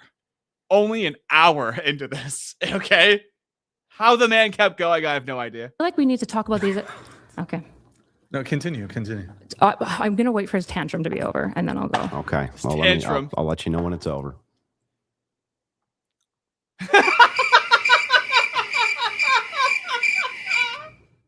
Okay. Are we done? What's great about Andrew Wilson, especially in this environment, he will sit there and wait all day. If you got 8 hours, dude, just go dead fish, Stonewall. Or are you still tantruming? Me just sitting here as a tantrum. Got her. You we're throwing in, not willing to listen to me, I and just throwing your look hands back in the like air. this. That's all. I'm doing cross eyes and making fun of me. Well, that was silly. It's silly to say that you think that the founders should have found some way that every single independent. She's like, I don't like how you're looking at me. It's like, this is going to be rough. Yeah, fellas, have you ever been in an argument with a significant other? Hopefully not one that you lived with, but for the sake of this question, hopefully one that you lived with. And as she's being absolutely insufferable, irrational, erratic, probably on the fucking rag, that when she's being a psycho and you know you can't say anything, so you make a face, and she's now the conversation is about the face that you made, and it's like, I have to be able to make a face. Otherwise, I'm going to throw you through the fucking window. It's a pressure release valve. I need to, I can't make it. Now the conversation's about your face. This really is like arguing with a psychotic girlfriend. Pan-Protestant religion would find some kind of unifying creed they would all just suddenly agree to, rather than them just saying, we're just not going to impose any religious standards on states. You guys can do it yourself. Yeah, I think that if the founding fathers actually believed that the merging of church and state was important, they would have found a way to write it into the Constitution. They did via the 10th They Amendment. did not. They did. You know, allowing states to have choice and purview is not the same thing as writing. Were states allowed to make their own religions or not? Yeah. Okay. Yeah. That has nothing to do with, for example, saying that the church doesn't get a hand in statescraft, which is written exclusively into the only at the 1A. federal level. Yes. Because they didn't have a unification for things like oaths and other things that all the pan-Protestants would agree to at the federal level. They just couldn't think of any. They were like, man, we really. They argued about it nonstop. This is your premise. This is your premise. Mm-hmm. The found. No, she interrupted him, so now I'm going to interrupt her. His premise is that it's really difficult to make a country. Now, people were religious and generally on the same page. How you practice your religion, especially with pan-Protestantism, even within being a Protestant, there's different ways that you're going to display your faith. So they had to come. It's about it. Okay. I think I get it now. Okay. Can a woman not understand what a compromise is? Is that what it is? A man's trying to explain a compromise to a woman for 8 hours. That's what this should be titled. Founding fathers actually really wanted to write in the merging of church and state. It was No, they something didn't. that they really cared about. At the but federal level, they couldn't- didn't. But they couldn't find a way to federally write is these she things in talking about? together. And so, don't interrupt me. And so instead, what they did is they wrote it out and they just let states do, so they could sneakily blend in their blurring of church and state. That's your argument. Truly, your Yes or no? intellect Is that your argument? is dizzying. No, my argument Okay, fellas, are you ready? He said, truly, your argument is dizzying. Didn't call her a C-bomb. Didn't call her a bitch. Didn't swear at her. Are you ready? Now, she hangs out with Destiny, okay? Are you ready for this Hall of Fame pearl clutch? Because he just said that. is that Are we getting personal? that the founding fathers Are we getting personal? Because you said no personal when we started this. Do you want? wait a second. You said my yeah, you intellect can call is me dizzying. yeah, you can call me stupid. So the thing is like I am so curious about this that I actually don't even understand. I just want to be now. clear that we're breaking the rules So of the decorum by federal your so the federal standards. government was that really harsh? Like truly, your intellect is dizzying. I would that's say harsh. I would say in that's general. a movie line, by the way. I would say in from the general Princess that if Bride. we want to have a good engagement back Yeah. and forth, we, for example, agreed to things like not getting personal. That's not personal. It's from the Princess Bride. It's a joke. So you only meant it as a joke. You weren't trying to call me stupid. Well, This, fellas, has your girlfriend ever been shedding her uterine lining and every single little thing you say is an argument? So you don't think I'm stupid? Well, I know that I can't say that I think you're stupid, but you can tell that I think you're stupid. So I'm really in a difficult position right now. Oh, man. Andrew, how are you going to do it? Hey, teach me, Andrew. How do you do it? position stupid. Are you And I calling can- me and I stupid? can Because prove when you it. say my intellect is dizzying, it feels like you're saying It is It dizzy. feels like- But I'm the thing stupid. is here, I don't get I don't know why I wouldn't just It's own like- that you're insulting me. is This like is so crazy. you go, wait a second, Andrew. It would have been way better for the pan Protestant and Catholics at the federal level for them to somehow agree on some kind of say unifying better. creed, Didn't say better. or make more sense that they would agree to some sort of Ardent Party. I say that you're the best mod in the game, okay? Somehow there's a woman in the chat. I don't know if she's lost. I don't know how she got here, okay? I'm just kidding. I was only like that when I was on birth control. Yeah, I hear some horror stories about birth control. It apparently makes you like consistently hormonal and crazy, as opposed to adjusting to your regular bodily functions. I've heard many of those stories. Fed. Yeah, any women, fellas, let's just start calling women in the chat feds, okay? unifying creed, even though Protestantism can also change. You can have like a new denomination which pops up that doesn't agree with this. And so they're like, wait a second, instead of doing that, what we'll do instead is we'll leave it up to the prospective states, and then they can impose Because whatever religion. Hang on, secretly Kyla, want calm the down, blending Kyla, of church calm and down, state. Kyla. I just want to finish. Okay. Okay. The states can blend and always were able to blend church and state. Yes. And yet the federal level can't and doesn't. That and was so, never in question. So what is in question here is, by your logic, the Uh-huh. founding fathers, Yeah. they actually secretly wanted the church and state to be blended, but they couldn't write it in because the Where did you Christians- get that? your argument? I never argued that. This is the implication of It's your not argument. even the Of course implication it of is. it. You're saying that First, she says that it's his argument, and then he goes, no, it's not. And then she goes, well, it's the implication of your argument. Oh, my God. He's an hour in. He's an hour in. Fellas, I got timestamps for almost every hour. actually the founding fathers, they did want the blend of church and state. Do you think that? They wanted the states to be able to blend Do you church and think state. that the founding fathers wanted America to have a blend of church and state? That they wanted the church It to depends help on which make ones you're statecraft? talking about. Some of them did. There are few things more conducive to a conversation about history than going, do you think they wanted this? Bitch, I don't know. You don't even know what you want to eat in the next fucking 2 hours. You think we're going to get to the bottom of what they wanted hundreds of years ago? You Some of said the them didn't. majority. You said the majority of founding fathers. No, the majority of the founding fathers who signed, I said, were not deists.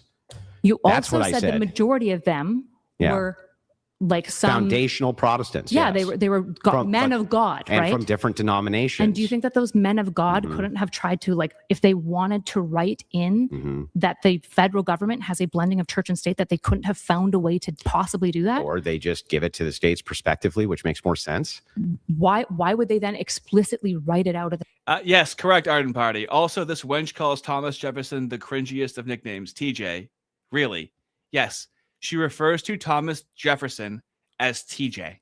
federal government? Because they wanted it to go to the states specifically, so that for purposes of things like oath keeping and Why wouldn't things they like make this. a rule then that says states must maintain some form of Christian religion? Because Talk about a post hoc rationalization. How many races do they think there were? Do they think the country?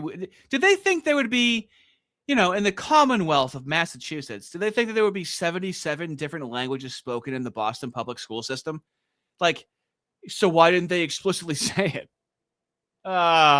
It's the worst argument. because that doesn't mean anything. If you say you have to be a form of Christian, How does that not mean who gets to make the determination of who a Christian is? Usually it's going to be the Christian people of that state, right? How does Exactly. Wait, That's my whole point. It's not Exactly. your whole point. It's not your whole point. Yes, it is. No, it's not. Because it's my whole point. It starts laughing at her, and she goes, "It's not your whole point." How can you? The hubris. All right, fellas. I have to take the pee-pee break. And what I'm going to leave you with as I'm gone is Remnant, friend of the channel, Remnant 777 for the next 5 minutes. Because I got to empty the tank. And this man makes, let me just walk you through a piece of this video. Now listen to the audio. Grifters are absolutely everywhere. Do you hear how the audio is muffled? Well, that's because he's behind a window. What do I mean by grifter? Well, it's very simple. In 2026, And then you have his real audio. He took the time to muffle his audio just to make it seem like he was behind a window. Fellas, give me 5 minutes. Enjoy one of the best right-wing content creators on the internet. the term grifter is used to refer to anybody I disagree with, who also just so happens to be more successful than myself. Didn't you know? You disagree with me? Grifter. Do I find what you say offensive? Grifter. You cannot win against them in a debate? I'm just going to call you a grifter. And all of this is really sad because grifters do exist. It's a valid term, and being able to spot grifters accurately is an essential skill you need to have in 2026. But now what remains of it is primarily just a buzzword used by idiots and propagandists. Just like how everybody was labeled a racist or a sexist, except those words, they've lost their punch. As a result, they need to actively cycle in and create new buzzwords that people are still desensitized to. And that is why I'm making this video, because I want to save the word grifter. I'm tired of hearing everybody throw it around willy-nilly without a second thought. So I'm here to set the record straight. We're going to concretely define what a grifter is and examine a few people who are grifters so we can better understand the different types of grifting. But before we continue, I need to clarify a couple of things that are really important. The reason why I made this video is to help protect you from grifters on your own side. Stop bloody accusing everybody you dislike and disagree with of being a grifter with absolutely no evidence. If you don't have real evidence to demonstrate somebody is grifting, then they may sincerely believe the things that they're saying, irrespective of if they're correct or not. More than anything, it's better for you to just stay in your own lane here and pay attention to the grifters on your own side, because those people are who you're most susceptible to being swindled by. Hassan is not trying to grift people on the right. Tate is not trying to grift people on the left. You get what I'm saying here? This video is designed to be a guide. It is designed to help people, to help protect you from the grifters who say the things that you want to hear. You should be less quick to call people grifters after watching this video. That is something I want to make abundantly clear to you.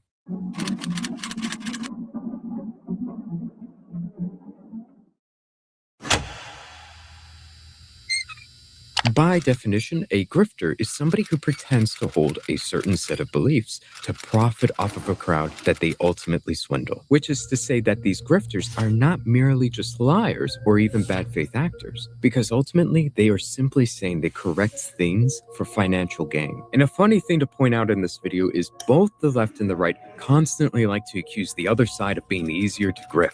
And I personally find this to be really cringe. I don't see a lot of evidence to suggest this is the case, because whenever they explain why they believe this, their arguments always boil down to, the other side I disagree with has a much simpler worldview. Therefore, it would be much easier to pull off a successful grift. Both of you say this about each other all the time. I think at the end of the day, this is just a projection. They're projecting how little they really understand the other side. Because if you look into it, both the left and the right can be very shallow or deep, depending on how far you're willing to get into it. Now that we have that out of the way, we're going to look at one of our first types of grifters, Dean Withers, who I would like to call the e-course grifter. When Dean Withers first got on the internet, he claimed to be a self-made millionaire at 17 years old. And he claimed if you bought his $250 ebook, he could teach you how to become one too. The same ebook that uses a free Canva cover that even retained the same testimonial name from the example on the template. I hope for your sake, Dean, that this testimonial is not forged, because that would constitute a literal felony. Maybe this Mr. Johnson just loves to give out a lot of testimonies to people. Dean would also flaunt his supposed wealth and even an expensive sports car, all while still living with his parents. And as the story goes, Dean later moved in with his brother, who eventually kicked him out after his brother claims that Dean Withers was literally the Antichrist, forcing Dean to move in with his grandparents. I got kicked out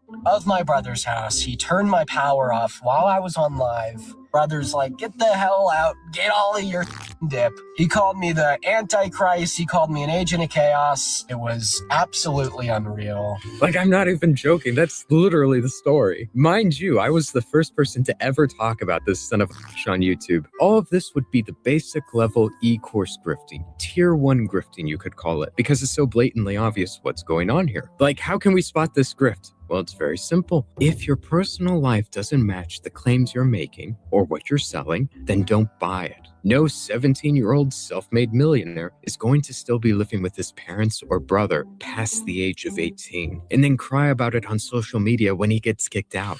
Off to the next type of grifter, the sensational grifter. Now, here's the thing. Everybody knows the story about Tate. I'm not even going to reiterate it here, and it's a horrible story. He even sold online courses which directly inspired Dean Withers. But in this case, I want to focus on something a bit more interesting, something a lot more subtle and nuanced very few people seem to talk about.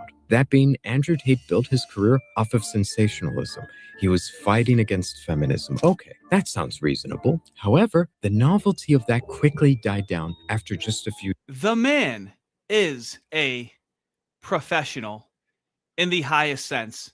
Attention to detail, sound effects. I could make an entire video watching his video and pointing out everything he does editing-wise and why I will always be inferior to that man as an editor.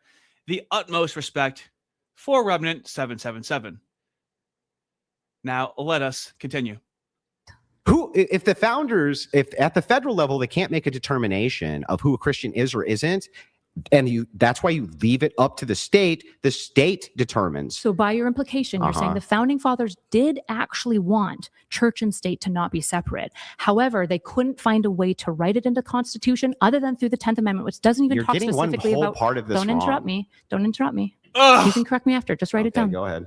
Okay. So you're saying the founding fathers, by implication, they actually did want the church and state to be blended. They actually valued that because you're saying that they wrote it into the Constitution by allowing the states to do it, which is implying then that the founding fathers did want church and state to be blended. They just couldn't write it in within the First Amendment clause. So they allowed the states to do it as a sneaky way to smuggle in church and state. This is like the worst straw man ever. No, here's my actual position. The actual position is due to the Articles of Confederation and that not working, we knew that we needed to have a federalist nation. Otherwise, we couldn't have currency, standing army, anything like this. Because of that, the states who were completely distrustful of having a federal government because they had just fought off a massive fucking kingdom were very distrustful. And so they needed to sell it to them. The way that they sold it it to them is they were like, well, since it's all pan-Protestantism, we can't figure out our foundationalism. We will take a secular approach at the national level.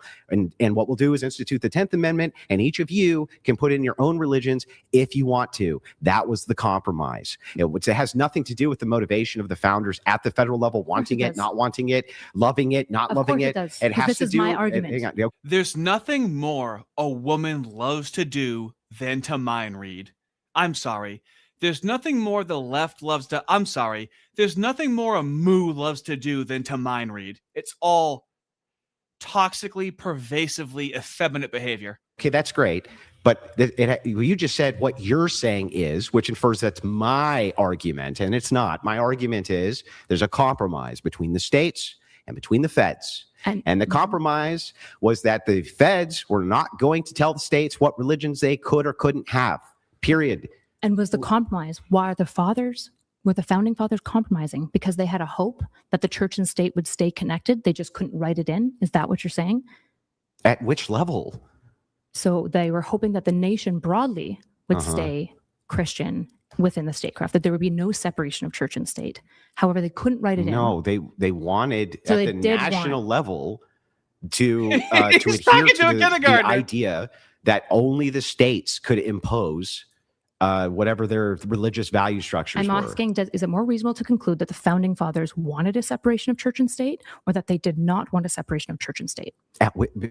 You have to express at which level. I'm though. assuming that if they felt it at the federal level, they probably felt it at the statehood level. I don't know why a founding father would be like, Jefferson I don't want it at the state level, but I actually do. You said compromise, right? They didn't get everything they wanted. Jefferson didn't like that states had religions, and he made that clear. But other presidents made it clear that they were fine with it. So the majority of the founding fathers, do you think that they wanted separation of church and state? At the national level, that was the compromise, yes. Do they want it though? I don't know. I can describe to you presumption? each of their motivations. What's your presumption? Some the of them majority? did and some of them didn't. Do you I don't know what they were thinking, dude. I'm just describing to you how it worked out in history.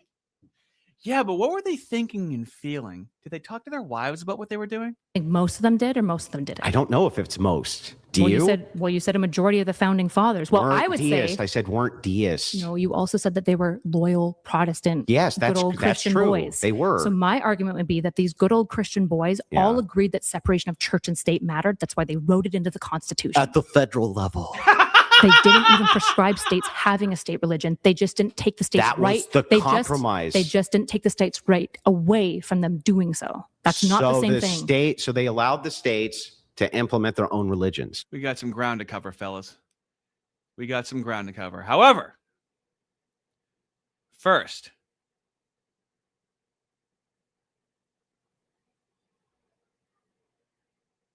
what we have. Christos, $5, thank you. Let me tell you about your country's constitution and how it should affirm my Canadian sensibilities. It's the Indian meme, but Canadian. Very nice. Thank you. New GM, $5. Thank you very much. I bet she has made Destiny make that face. No. I don't know why you would think that. She's very loyal to her husband who paints his nails and would consider himself insecure for her sexualizing herself on the internet. I think you're way off base. Bear in the Woods, $5. Thank you. Hippity dippity schlippity done. Your argument is now whatever I want. Not so bright. Yeah, that's what it comes down to. But she really put some stink on it. Bubblegum, $2. Thank you. Andrew Wilson and Asman are grifters. Changed my mind. Really? That's a tall order. That's a tall order, fella. Airboy. $5, thank you. My communist roommate gave me a 30-day notice. Gonna tell his wife he was on coke on his wedding day. Cheers. We all have these stories. Depends on how close you've been to them, but a lot of us have these stories. The Gray Slayer for $20. They look nice, but they don't wobble. Well, I made a video on July 26th of 2025, giving similar feedback. Now, he is teaming. I have stupid little tits, not so erudite. Here she is with her stupid little tits. It's okay, I have stupid little tits too. The difference between us is I'm keeping mine. You see, times are tough for Kyla. The whole working for Destiny gimmick is a lot more difficult than she anticipated, so she has to, let's say, upgrade. No ladies, just gentlemen. What you're seeing on screen is not a boob job. That's a boob career. She went from stupid little tits to big dumb tits. Too big, too quick. We can all agree that without a shirt on, those things sound like, "Wait, start the reactor." Fellas, we've all seen closed on fake boobs and go, "Ooh, boobs." And then we saw the same boobs close off and went, "Ugh, thought those are boobs." Very good feedback. Dude Sweet gifted 5 rhetorically defective memberships. Thank you very much. The 2 most recent videos behind the paywall, fellas. You want to kill some time? You're at work for 10 hours. You want to kill some... You've listened to all the Artie and Fist streams. You've listened to my solo streams. You want something a little more in-depth, something a little more salacious? How's me arguing with blacks and saying the N-word and talking down to them? How's that? Does that suit you? We got that behind there. How about me orchestrating a legion of my troll army to brigade somebody else's stream to mess with them? How about that? How do you feel about that? That's behind there. It's a great investment. Thank you very much. I appreciate it. Total Blackout Painting for $10. TBP! She's doing the MW meme where she's spending so much time arguing definitions because... Oh, the Millennial Woes meme. All right, spending so much time arguing definitions because she's pretending to just not understand what words mean, which is why she goes, "What do you mean by that? What do you mean by foundation? What do you mean?" And if this is why, fellas, I'm not going to be very effective if I ever get into a debate because I have no patience at this point in my life. I'm 40, damn it. I don't have patience for this. It's been too long. If somebody asked me what I meant by something, I would say, "What do you mean by what do I mean?" At that point, I refuse to go down that dialogue tree. Quagmire for $20. Thank you so much, my dude. Very much appreciated. Do you guys think she knows she's purposefully ignoring the separation of federal and state? Please tell me she's being stupid about this on accident. I cannot stand it if she's doing it on purpose. That is the most frustrating level of stupidity. Where if someone's being stupid by accident or ignorant by accident, you go, well, it's frustrating, but you don't know any better. Then if someone knows better, you go, ooh, you're being deceitful. You're being deceptive. That's frustrating. No. The most frustrating is going, are you retarded or not? I'm now frustrated because I don't know how. I know I hate you. But I don't even know how much I'm supposed to hate you because I don't even know if you know you're stupid or you're being stupid on purpose. That is the most frustrating level of ignorance. Very good point. Oh, actually, so let's skip ahead to her being a ditzy broad. I feel like this hasn't been showcased enough. Let's go to 2 hours and 20 minutes and see how Andrew's stamina is holding up.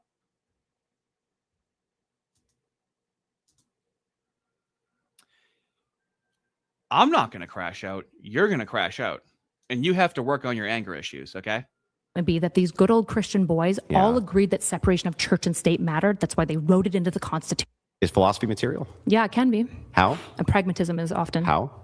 Pragmatism? Yeah, how's it's often it material? interested in like material effects. That's not material. That's you're just saying what it's. I'm so sorry. Hold on. She's small. She's got a head full of So sweet steam. to remind me, and then You I destroyed your ditzy tech. broad. Did we get all the tech out of the way?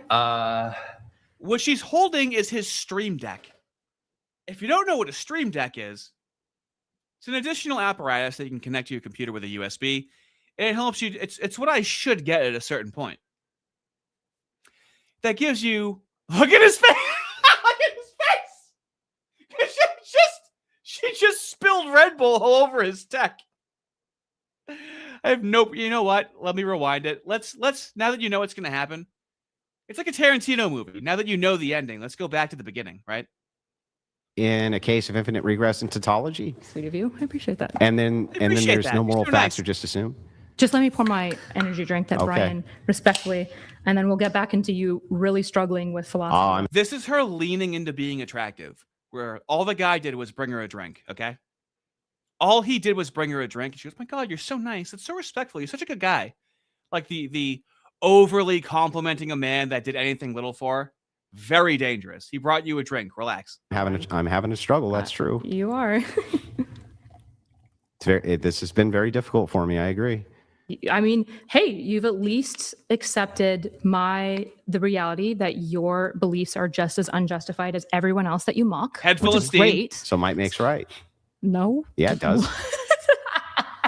Oh, Yes, why cackling. wouldn't it? Because of things like coercive power versus legitimate authority. Who cares about that shit? You're just assuming it. No. So Yep. again, After it's at its foundation, do you think whatever that- arguments you have do you think are like all of this assumed. around me the just arms doesn't are going. exist because I'm assuming it? Wait. Material things? Yeah. Is philosophy material? Yeah, it can be. How? Pragmatism is often. How? Pragmatism? Yeah, how's it's it often interested material? in like material effects. That's not material. That's So- you're just saying what And it's. down goes I'm so Frazier. sorry. Hold on. Party foul. You were so sweet to remind me, and then I destroyed your tech. Yikes. Did we get all the tech out of the way? Can we get paper? Da, da, da, da, da, da, da, da, da, da, boop, boop. Paper towels? Yeah, just pass them to Kyla there. A little spillage. It's okay. Here. No. It's all good. I'll take care of it. You guys continue with the debate. It's all good. Don't worry about it. I'm so sorry. no, She it's all was good. had a head Oh, full of let's get on the stream steam, deck first. That's talking what I so much shit. Yeah. Here, let me take care of it though. You guys can continue on with the conversation. It's all good. I'm so sorry. About It's that. okay. Fellas, I don't know how I never thought of this. Whenever I make a mistake, it has to be berated as an arty foul. I really shouldn't tell you that, but it's too good to ignore. I'll continue. So, When I knocked that over, did that happen materially, or did we just all assume that it happened? well, I would say that happened in material reality. Oh, and so how do we think about that? Like, how do we decide that actually it fell because of gravity? She's acting like she's making fun of Andrew Wilson when she's making fun of her own perspective. Can we all agree on that? Since when does Andrew Wilson have a tenuous grasp on reality? Versus like God trying to push it down. We would probably run an experiment or something like Yeah, this. we would use like reason and logic to build up a belief system. Well, Always be cautionary when someone just goes, we'll just use reason and logic. Now, the whole point of logical fallacies is because you can be logical and you can reason things, but you can do so incorrectly. These should never be stated as infallible, or logic is not necessarily objective, and neither is reason. And that is the deathly pitfall of the atheist. I have more reason than my logic. Doesn't make it correct. the thing is, though, is like You that really wouldn't don't make like that that you're wouldn't feeling make this. philosophy material. So not all of philosophy, like the art of loving wisdom, isn't material, but it commentates on materialism Yeah, all the but you time. just said it was material. Well, parts of it can be material. Yeah, Which parts? the part that is your brain thinking about. So this is where Andrew Wilson excels in these debates with these people, because they are postmodernists. Anything can be anything. They're anti-realists. Anything can be anything. Well, it can be material. They can't bite a bullet. Meanwhile, I don't know. Andrew Wilson has teeth. He bites so many bullets. He's like, yeah, well, have you noticed that Made by Jim Bob and Andrew Wilson won't even have to invoke their belief in God when they're debating a point. They never even defer to their own God. They bite any bullet and go, let's say what you're saying is true. I'll grant that. And they still continue arguing. Meanwhile, whoever they're arguing with has to concede that anything could be possible, and they just can't let it go. Things. So- Is your brain not material? Okay, so is the Could I have this philosophy- conversation if I is didn't the have a brain? philosophy itself material, or is the No. brain material? The brain's material. Okay, so then not the philosophy again. I don't know why you think that this is a dunk. Saying that I'm not philosophy, trying to dunk. I said philosophy can engage in the material, of course. But you said, And then I said, for you said it example, was one of the material. schools is pragmatism. Yeah, but that's not material. Sure, okay. Okay, You won. Oh, that's all. You're so smart, Andrew. You got me. I don't have to dunk- hey, you're way back. So he's used to this, where Lance from the Surfs, now this is going old school, this is going a few years back when he was somewhat relevant, where he would get caught. You'll catch a leftist and they say, this isn't the gotcha you think it is. They could have their pants around their ankles at a kindergarten, and you go, ho, look at you. You shouldn't do that. And they go, it's not the gotcha you think it is. They could be caught red-handed, and they will always have this cope of like, it's, oh, you totally own me. Yeah. Oh, you got me real good. Yeah, Yeah, I'm real embarrassed right now. Well, you should be. It's such a cope. Better at this than me. Help me out, though. I'm actually fine kind of staying right here. So you accept that your belief system is just as unjustifiable. Oh, sure. Especially for the purpose of this Do you conversation. actually? No, not for the purpose of this conversation. So you have to realize he is 2 hours and 23 minutes into talking to a psycho hose beast, okay? He's tried the good faith. He's put up with enough, and now he is taking the position of a moral anti-realist. He's done. And so now he's going to be arguing from the standpoint that she is arguing from. Don't be like, And she's not gonna like listening to herself. Bad faith and That's not presume bad things. faith. It is bad faith to presume things that you don't actually believe. That's don't not bad faith. Do not purport to me that you believe in things that you don't believe. That is definitionally bad faith. By self-delusion or self-deception, or in this case, explicit deception, saying, yeah, I believe this. And it's like, no, you don't. Yeah. You literally don't. Got it. Or do you? Do I what? Do you believe that Agrippa's trilemma means that all... You convinced me. Okay, so now I don't know what to do with this. I guess falling into snark is your way of solving your bad philosophy. How am I falling into some snark? I swear he has had vicious arguments with girlfriends, okay? I've done this exact same thing where I've argued for 2 hours, and then I'm so done with what's happening where I go, what? No, what are you talking about? No, you're making a good point. Why are you saying it that way? Saying it what way? I completely agree with you. No, you don't. Listen to how you're saying it. Saying it how? What? This is the correct move at this point. Mark. Because you are either being genuine. You convinced me. And rude. You convinced me all moral foundations are completely unjustified. And since all moral foundations are completely unjustified, any facts we build off of those are not going to be just. Now, some people would choose to possibly spurg and go, me personally, in a debate, I would go, so anything could just mean anything. He is now method acting like Marlon Brando, where now he is embodying a person where anything can be anything and nothing is anything. And now he's like, no, I totally believe it. Justified. Well, they're not going to be axiomatically justified, but they can be reasonable and coherent. So they're still unjustified. Yeah, but we seem to value these things that seems to produce good outcomes. Yeah, but you could never say we seem. It seems to me like that men could collectivize and just beat shit out of women, stuff them in cages too. That seems to me like a possibility. Sure, the issue is that other men wouldn't like that because men aren't a class. A lot of men would love it. They did it for years. Half the world enslaves half the women. What do you mean? Okay, men also freed a lot of women, right? And they also enslave them. Okay. And so who cares? It's like, if that's the case, if all it is a reduction to the idea that there are no moral facts. Things that are unjustifiable does not mean that things don't matter. Well, it means that there's no moral facts. No, it doesn't. Yes, it does. No, because you have to assume. You're assuming. It means that things don't matter collectively and cohesively. Individually, you can think that things matter. But without this foundation, what atheist societies are there really? You need a cultural glue, as Andrew Wilson says. Assuming there's moral facts. Yep. Do you know what a fact is? Yeah. What is it? A fact is something that is real and true. Okay, so you're making a truth claim. Yeah, I'm making a truth claim that God exists and that he has made a real objective world with real objective moral systems. Do you love how she's defending that God exists right now? I mean, that's poetic. Where now she is defending that God exists that she cannot believe in. And now Andrew Wilson's like, well, I mean, you say it, but I mean, I don't really believe you. Dude, God knows how he's going to be. This is 25% of the time. There's still 75% of it left. Are you not doing the same thing? And you're assuming it. Are you not doing the same thing? I am. I'm here, baby. I'm right here with you. So what, do you think that you can't state moral facts now? I think that anything that I would state as being a moral fact now becomes unjustified. And since it's unjustified, I can do whatever the fuck I want. Okay. And there can be no actual objection to that now. We've destroyed all possibility for objective morality now. No, because people have accepted that Agrippa's trilemma exists for a long time, and we still object one another because people ad populum fallacy. People have accepted that this thing exists. Well, people also accepted that slavery exists. And around we go. Quagmire, $5. I fucking love it when he does this so much, dude. It kills me.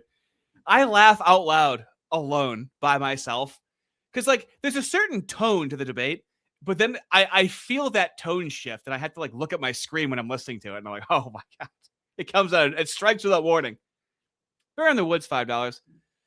Thank you very much.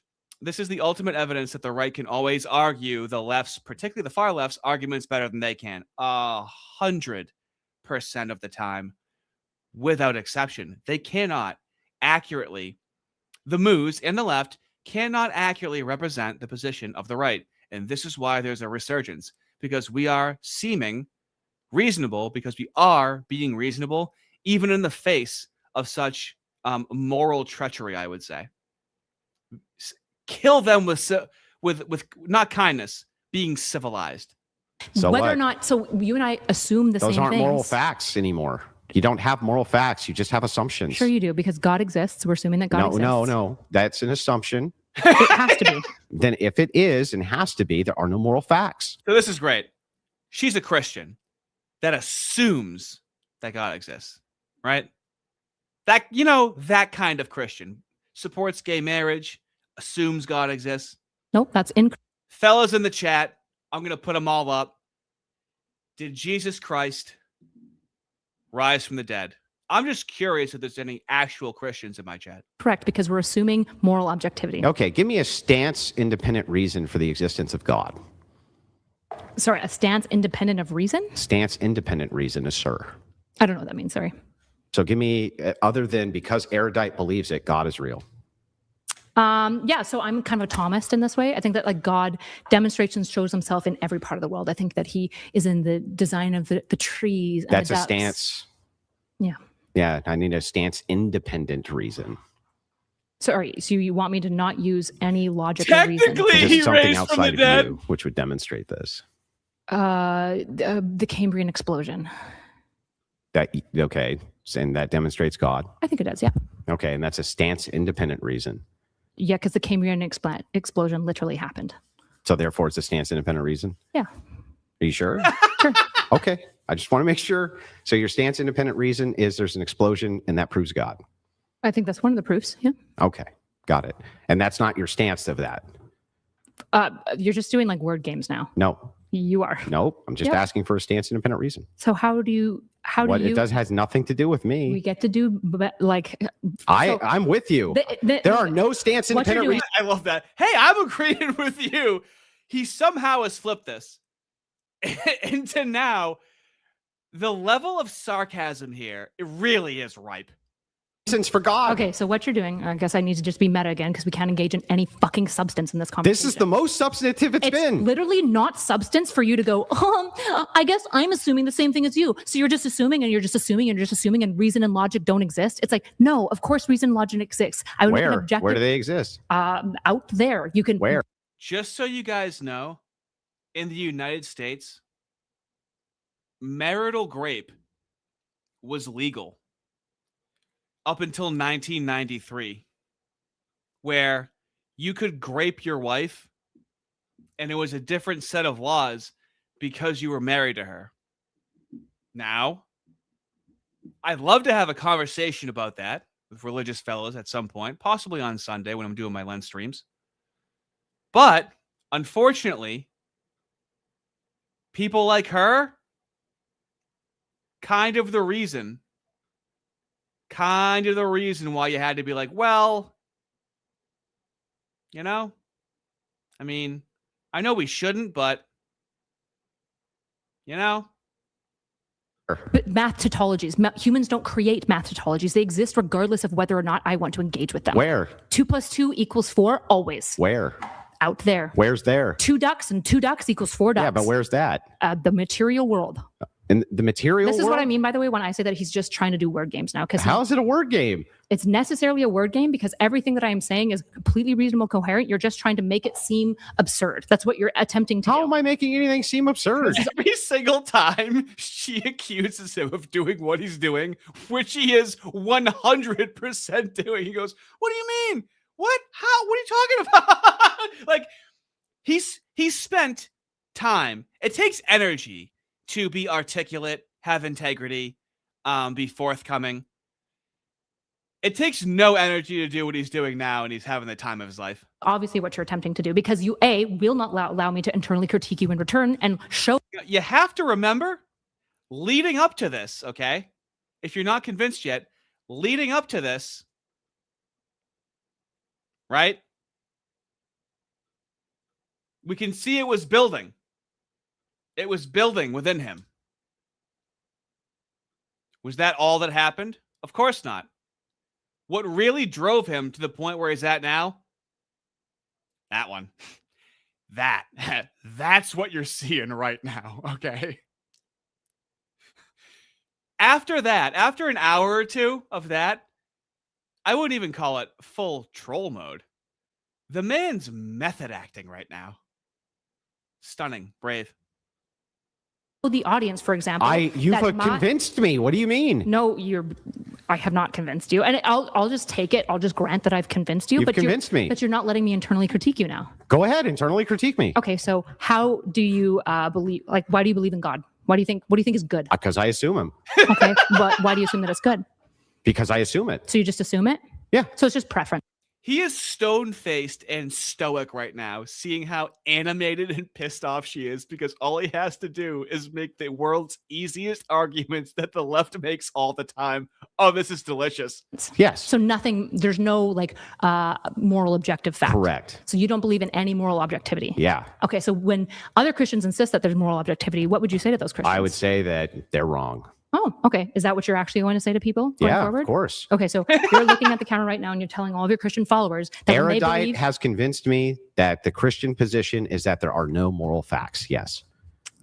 Okay, wow. I don't believe that there's no moral facts, but that's fine that you don't? Yeah, I assume that there are. Oh, and you assume that there's moral facts. Yeah. So therefore there are? By the word games that you're playing now, sure. So you assume that there's moral facts, so therefore there's moral facts. I believe. I really should use that. By the word games you're playing, yeah. Hey, if that's what you think, then yeah. That really is just such a passive-aggressive concession. That God is real. I assume God is real, and I don't think that God lies to us. So you believe that there's moral facts because you believe there's moral facts. And I have evidence for that. What? Math. Math is an evidence of a moral fact? How? Because it exists outside of us. Well, how would that be evidence of a moral fact? Because something that's objective has to occur outside of my mind. So regardless of how whether would I'm that observing show or a engaging moral in. fact, though? Even if you could demonstrate math occurred outside of the human minds. We were just talking about facts, but sure, in the case of like a moral fact, I would point to, say, for example, emergent universal values. Fellas, this is only 2.5 hours into it. Okay. Now I do have a timestamp. Oh, Christian superior ethics. How do I move past that? I gotta get a little slice of that. I gotta get a little slice of that quiche. Guys, you have to get in control of your anger. Just because it keeps doing this every single time doesn't mean you have to crash out, okay? How? Because it exists outside of us. You guys how would that be evidence of a moral fact? Because something that's objective has to occur outside of my mind. And monkey slamming your computer, okay? Christians cannot be justified. Well, one of your prompts. What is one of your prompts here? Christians, Christian ethics is superior. How is it superior? Oh, well, I just think it's better because it's better. How though? Yeah, because it's better. Can you make an argument for Sure, it? because it's better. In what ways? The ways in which it's better. What do you mean by better? The same thing you meant by better. No, not necessarily. Can you Whatever point that out? is. What do you mean by better? I don't know. I think outcomes for people, they like it better. How is she seriously engaging with this right now? Just move on to something else. You know when you're messing with somebody and they're like letting you do it, so you keep going and you're willing to take it as far as possible because they're like letting you fuck with them. Okay, well then why did Christians like power get shirked off by the people?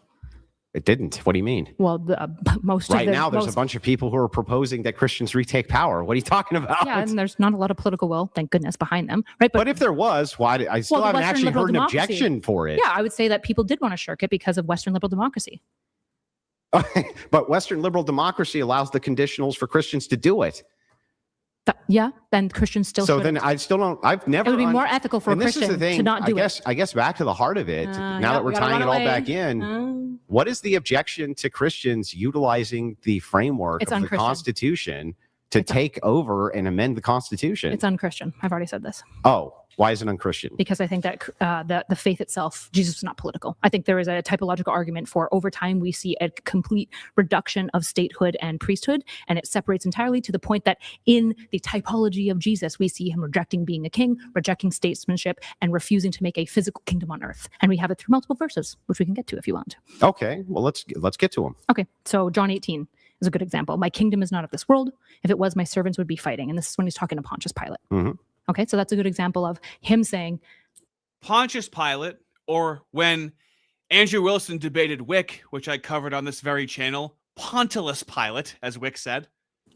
I'm not a politician. I'm not a king.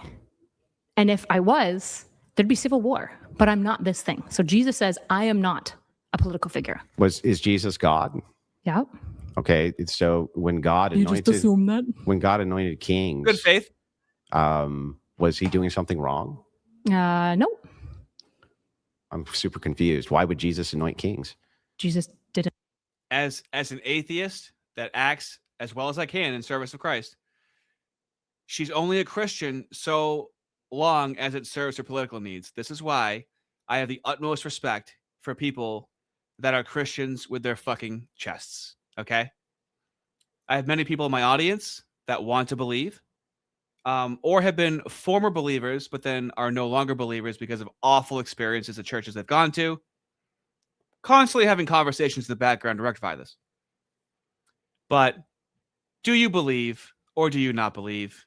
And if you say you believe, you better believe. Discernment. Some would say, confusing, complicated. Others would say It's actually really complicated. No, it fucking isn't at all. Jesus is God. So why did he? Because I don't think humans were ready for a secular state, a state where Christianity is separated from church and state. I think it took us a long time to get there. So God was anointing kings and putting them in charge of entire kingdoms. not politically. Based on the fact that he thought that humans weren't ready to An not have apolitical kings. Yeah, for the king. same reason that before we get to certain parts of the Old Testament, men could have many, many wives. And then over time that got reduced because God's like, look, you were blind then, now you know better, now you can't do this thing, right? We've seen this. So why was it permissible for people to have multiple wives for some time? And then at some point in the Old Testament that got barred. Do you know why? How come post Jesus we still had kings in Christian lands? If God had changed his mind about, having kings, why did he continue to allow there to be kings? Because humans can sin. So it's sinful to have a king? I would say it's heretical to engage in politics. Yeah, as a Christian. As a Christian. Well, do you engage in politics hold on. as a Christian? It's heretical to engage in politics as a Christian when she says she's a Protestant, radical, Orthodox Christian. Okay? I'm not going to show it now. It was in the video that I just released yesterday. That's what she claims. It's the most Marxist version of Christianity you could ever hope for. She's a moderate Democrat, okay? Let me correct that statement. Not engage in politics, specifically to rule from a Christian ethics, to say, I am God. This is controlled opposition. This is why I was pushed away from Christianity for so long. Now I am being subjected to a much more muscular Christianity, as opposed to we're Christians and we can't govern. Think about okay, fellas, go easy on the atheists. Well, the ones that are actually, trying to be on your side. So I'm carving out a position for right-wing atheists, okay? Got to be a broad tent. It's a process. Believing in God is the age-old question. That is the question. We're all going to die, and we're all going to have to engage with what we think about God, okay? It's a very important thing. You can't just tell people to believe in God. You have to foster a community where they can think about it, think how they want to feel about it, what denominations they want to go to. This community seems to be particularly Orthodox, but we have Protestants talking to Catholics, talking to Orthodox. It's a whole thing. Or inspired by God, and therefore my rules come from God, and you must listen to my Christian rules. I think that's wrong for Christians So to do. when someone's a politician who's a Christian, they shouldn't make any legislation based on their actual moral purview of Christendom? They can do it on their moral purview, but they shouldn't do things that blend, merge church and state together. So saying, well, hang on. Now you've just made a different statement. You just before said that it's sinful to rule from Christian ethics. Yeah, in specific ways. Yeah. So why would it be sinful it'd be sinful for a politician to utilize Christian ethics to No. promote legislation? No, I said in specific ways. So one specific way would be, for example, forcing non-Christians to observe the Sabbath or Lent, forcing non-Christians to do that from. Well, what do the atheists force Christians to do all the time? Be surrounded by some of the most decadent, vile degeneracy that it widespread in human history, and we export it to the entire world. Like a state level. I think that would be wrong for Christians. Yeah, but that has nothing to do with what we're talking about. That's what I'm talking about. Yeah, but what? Okay, so there yeah, are engage with that. So they're all. I love that. That has nothing to do with what we're talking about. That's what I'm talking about. Yeah. Okay, now let's try and mosey on to hour 3, where what I have written here is, what is America to Andrew? So he's been asking some questions. Now there's going to be a critique on him. We're going to see how he engages with that. But first, new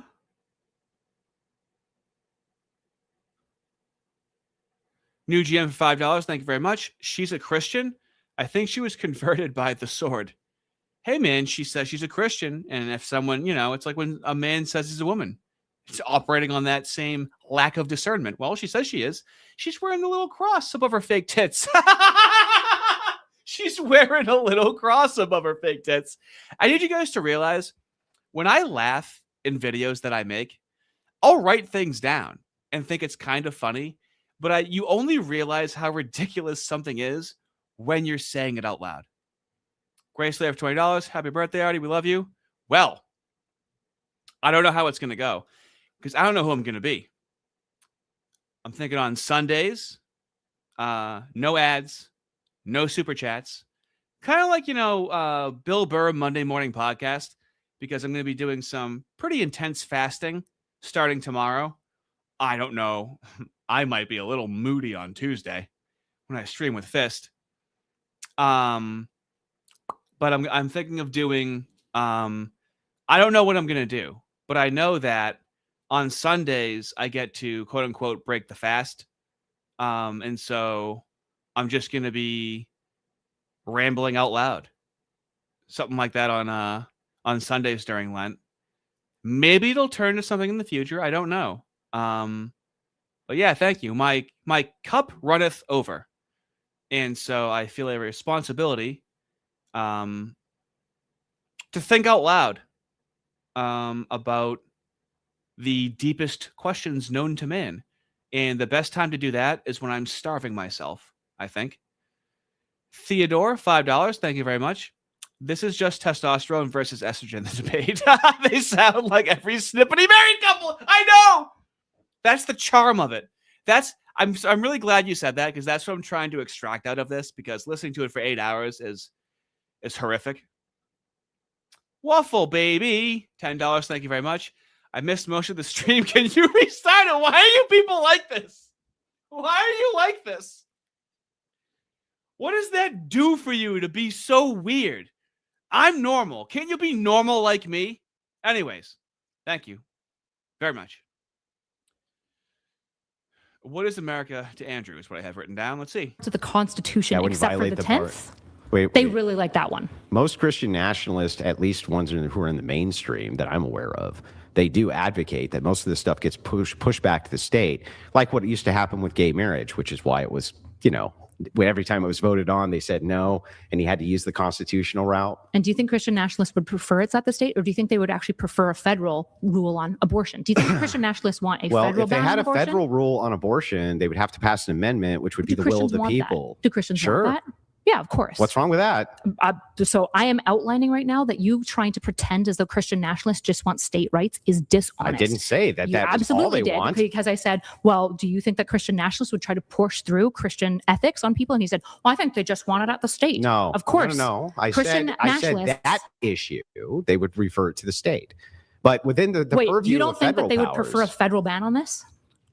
I don't even think that would be possible unless you amended it. But even if they did, that would be Wouldn't fine. they want that? Yeah, if they amended it, that's within the confines So I of. don't know why the fuck you're bringing up states at all. Ooh, You're just running away. Because that's what they would say. They would say defer to the state, unless if you could pass an And I amendment. said, maybe. why? Because they don't think that they can do it through federal powers. But if Christian nationalists could do it through federal powers, they would, right? But This is that the would same be thing. totally constitutional and very American. It does. I don't think it would be. It would be the most But American. it would be within their constitutional capacity. Not to only do. their constitutional capacity, they would be following Americana, baby. No, I would say, for example, that 100% Americana. No, absolutely not. Absolutely, yes. So America is just a Christian theocracy secretly waiting to be discovered. America is just a fucking secular fucking nonsense machine. Do you What? think What? America? What is America to you? To me, America. The issue with the left is they have no foundational principles. And so when they levy an accusation to the right, it's way easier for the right to go, okay, well then what are you replacing it with? Okay, so what if I say the same thing to you? At least how you define it is Not just a how system. I define it, how you define it. Yeah. So for me, I've told you this multiple times. If there was some kind of cultural glue, I would give America a lot more credence on this. But right now, it just looks like a That's system. not an to me. answer. I really like the phrasing of a cultural glue. What does the left do? They use kind of colorful phraseology, right? Not culture, a cultural glue. Even just at the most reductive way possible, anything holding us together. And there's nothing holding us together. There's not even a glue holding us together. We're not even at a culture. We're not even at a religion. We're not even at cohesion. Even just a glue, and we don't even have that. Answer to what America Hey, is. look, I just answered it at the end if you would have listened. I think right now Stupid America pig. is just a system, yes. So you don't believe in America. You don't have any pride in America. You don't think there's a central American ethos. Like America is a state. I think there used to be. And mass migration, other things destroyed that. So yeah. American doesn't exist anymore. Not how it used to, no. What did it used to be?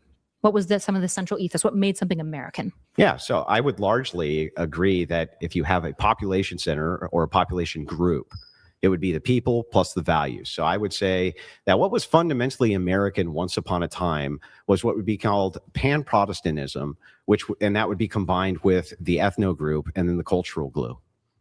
Okay, so what was American was being Christian, white, what else?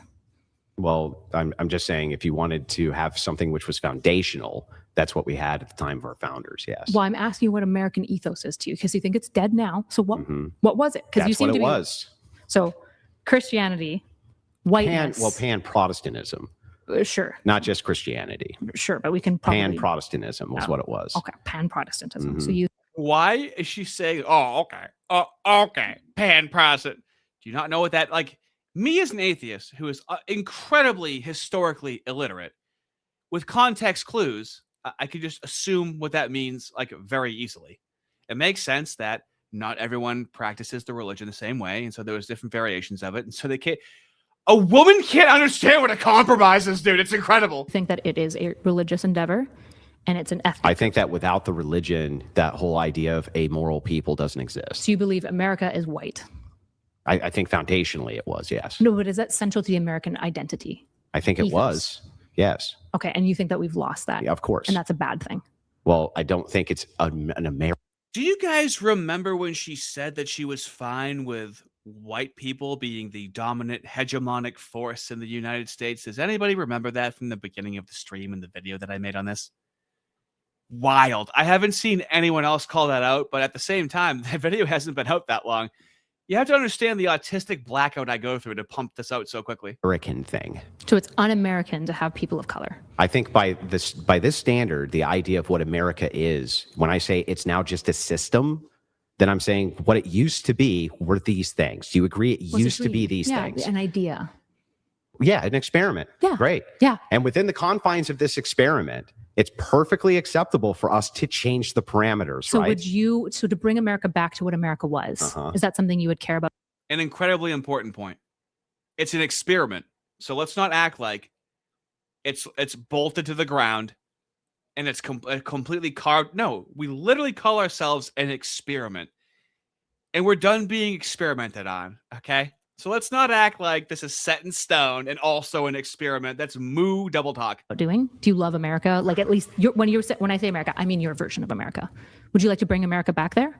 No, Why not? because I think that there's a better way, which is Christian nationalism. Okay, and what's the conclusion it of Christian imperfectly. nationalism? The conclusion of Christian nationalism is to move Christian ethics into the mainstream, utilizing legislation within the liberal confines of the machine that you've built. Why didn't the founding fathers do that then?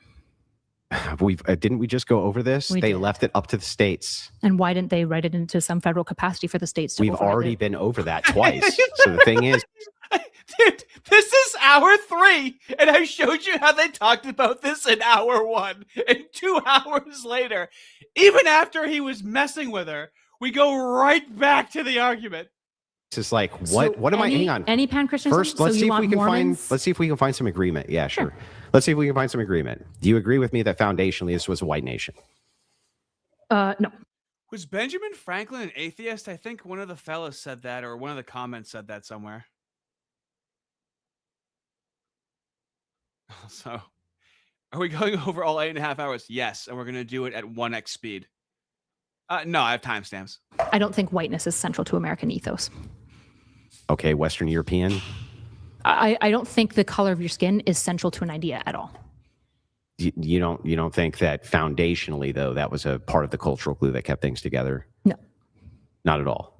Well, what do you mean by foundationally? Like they really just wanted white people here. Did that exist at the time? Yeah, but I don't think that that's what makes the American ethos is a preoccupation with whiteness. Okay, no, I'm not saying that. I'm just saying that foundationally definitely was a white nation. When you say foundationally, just mean there was lots of white people in America? They know that they only wanted white people in America.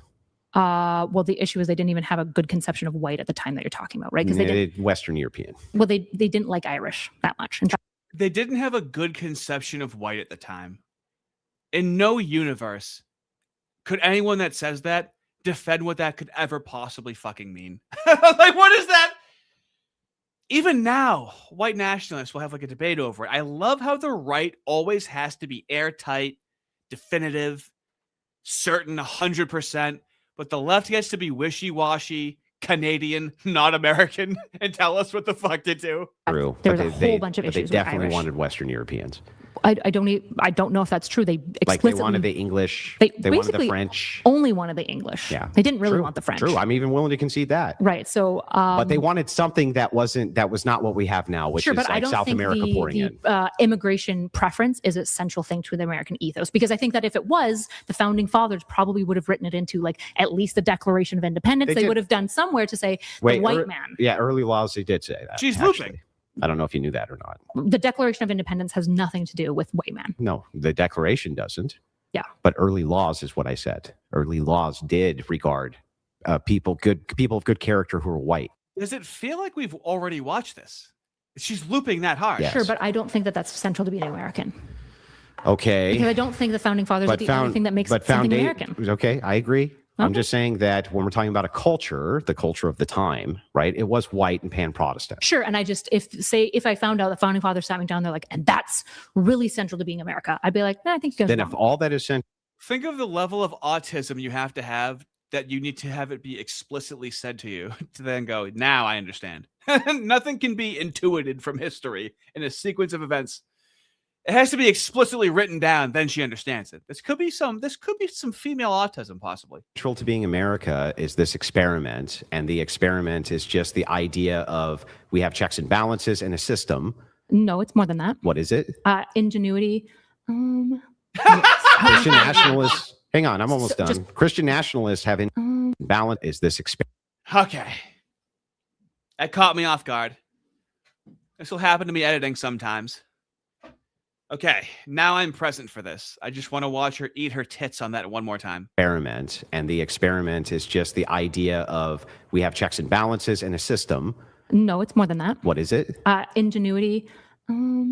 Yes. How much Christian longer do you wanna nationalists. Hang on, I'm almost So- done. just- Christian nationalists have Trying to ingenuity. squirm out. go? No, they don't. Yeah, They're of course. opposed to science fundamentally. They don't want kids to go to Wait a university. second. They think evolution's not true. They think the Earth is 10,000 what? years old. They deny vaccines. So what? This is fundamentally Eating every opposed to the bullet. American ethos of science. America. What are you talking about? What do you think makes America so great? What Christian nationalists are opposed to science? Most What science? evolution, That's it? not just Are evolution. they opposed to like Also, fellas, if you haven't already, watch Made by Jim Bob's streams debunking evolution. I find them compelling and rather entertaining. Rocket ships? Are they opposed to fucking machinery? Are they don't opposed to want- firearms? they Are they opposed often- to strong militaries? Are they opposed to any of that? Not all of that is science. A lot of that is engineering, right? But what they're opposed to, Engineering's a science. they're opposed to In multiple fact, brackets. it's the science. Okay. Yes, the science is engineering. How is that the science? Because Thank what you. what you're talking about when you're talking about anthropology, or you're talking I'm not talking about about anthropology. you're talking about even evolution, right? Biology, chemistry, Yeah, physics. When we're talking about American ingenuity and industrialization, things like this, we're talking about automobiles, trains, rocket ships, machine guns, bazookas, fucking Development of hand- I had this perspective of Christians vaguely, just because I was inculcated in a society that wasn't religious, and just I understand her perspective of, you believe in Sky Daddy, you don't believe in evolution, so you're ridiculous and you're out of your mind. But also, would it be terrible if our science was guided by a Christian ethic? Because you're not God. You're not God. You understand that. So your science means a person's body is precious. It was made as it is, and we'll do what we can to repair it. But you do not need something to be added cosmetically. You're fine the way you are. Sure, there'll be less money exchanged, but it'll be a much more healthy society to live in. And we have abortion as well. Also IVF. Also, I don't know, which one am I missing? Transing the fucking kids! So I think that, what are the trade-offs, really? You know? That you have to be responsible when you have sex? Think of the trade-offs when Christian nationalism is being proposed in comparison to the fucking dystopian nightmare we have now. vaccines, Grenades. development of Medical? modern monetary Christians theory. aren't against medical. Christian nationalists, especially, are not against medical They're science. pretty opposed to vaccines. Well, wait a second. RFK is pretty opposed to vaccines. A lot of Christian. So you think that if I pulled Christian nationalists, that most of them would be for vaccines? They love vaccines, actually. Do they think that their kids should go to university and study science? Yeah, I mean, some of them, sure. How many? I don't know. Take a Neither do guess. you. All right, Clam, relax. We don't know how many of them, okay? Now, I'll tell you what she does do. She tries to be, once again, so she goes from white people, dominant, hegemonic, based. Then also was like, well, no. Then, dials it back a little bit about the white people. Now let's hear about the race science, okay? Because she's talking about science. And so, masterfully, Andrew Wilson invokes race science, because there's different types of They're science, pretty right, opposed- fellas? We got different types of science. And she's like, well, the other sciences were debunked by more science. But how does she engage with it? Well, she's still trying to be cool, She's trying to be the hip, like, I'm not a crazy leftist. I'm reasonable. I can hang out with the fellas. She definitely tries to be a pick-me, which, hey, pick-me's are cool, okay? The well's running dry over here. But a fake pick-me, right? I'll take a real pick-me. Good by fucking choosy. Beggars can't be choosers. Fucking, if it's a real pick-me, I don't even give a shit. The pursuit of happiness thing. I would say like forcing. That's what makes it an American. I mean, Yeah, forcing people to, for example, learn and like. some sciences, because you want some sciences rejected too. You want racial science rejected. You want I don't want racial science rejected. I want it properly studied. But wait, you don't want it rejected? Racial science, like Racial looking science. into seeing if there's Heck yeah. because I think, for example, racial science is incredibly important in medicine, right? Understanding how like hemoglobin can be different. Based. Yep. Based. So just But what I don't want, Uh-oh. is when we She's right utilize there. science to Yeah. abuse other people. Oh, I But this see. isn't being anti-scientific Mhm. at all. So Because in this case, I'm not saying eugenics can't work. And this is the crux of the preferences argument. The position is constantly morphing in real time. yeah, It's untrue. Yeah. I'm saying it's wrong to do. Christian nationalists are saying evolution is false. It's not true. It's not proven. So what? They can. It's anti-science to That's say not that. anti-science. It is anti-science. No, it's not. Yes, if you believe that evolution isn't true. Are you saying that Christian nationalists are going to say you can no longer study evolution? I didn't say that. No, they just say you can't teach it in school. That's not anti-science. That is anti-science. No, it's not. Why would You don't have a right to learn evolution in school. How is The not? right to learn evolution shall not be infringed. I would say that when we're publicly educating our children, we should teach them on the most empirically supported evidence. That's nice that you say that. Well, that's what public education's for. Public education is to teach. Now, Jim Bob makes this point very well. Like, how is evolution empirical? It can't be. It can only be a theory. And it's a theory in place of God. Like, in my mind, there was a binary. It's either Sky Daddy. Sorry. It's just what it sounded like. Still does to an extent. You got to remember, I've only been on this arc for less than a year, okay? Already still growing over here. I'm waiting to hit my second puberty, okay? So I get it. But like with evolution, like you really can't prove that. And then there's like the missing link. And then Made by Jim Bob always has a good argument of like, okay, so how do we just develop from fish to people? They consider it to be a fact when it's obviously a theory, a very not compelling when you encounter the theory as well. However, let me see where I left off. We got Arden Pride, $2. Thank you very much. Bonnie Blues Prego, babies bungeeing by month 4. I like to interpret that as the baby will be leaving on its own accord to get the hell out of that thing. Colin Christian, $10. Thank you. Holy crap, she's got massive Destiny energy. Yeah. I'm so glad so many of you know that. Because when I was initially making content on Destiny, I'm like, I hope I'm not too much of a Destiny frog.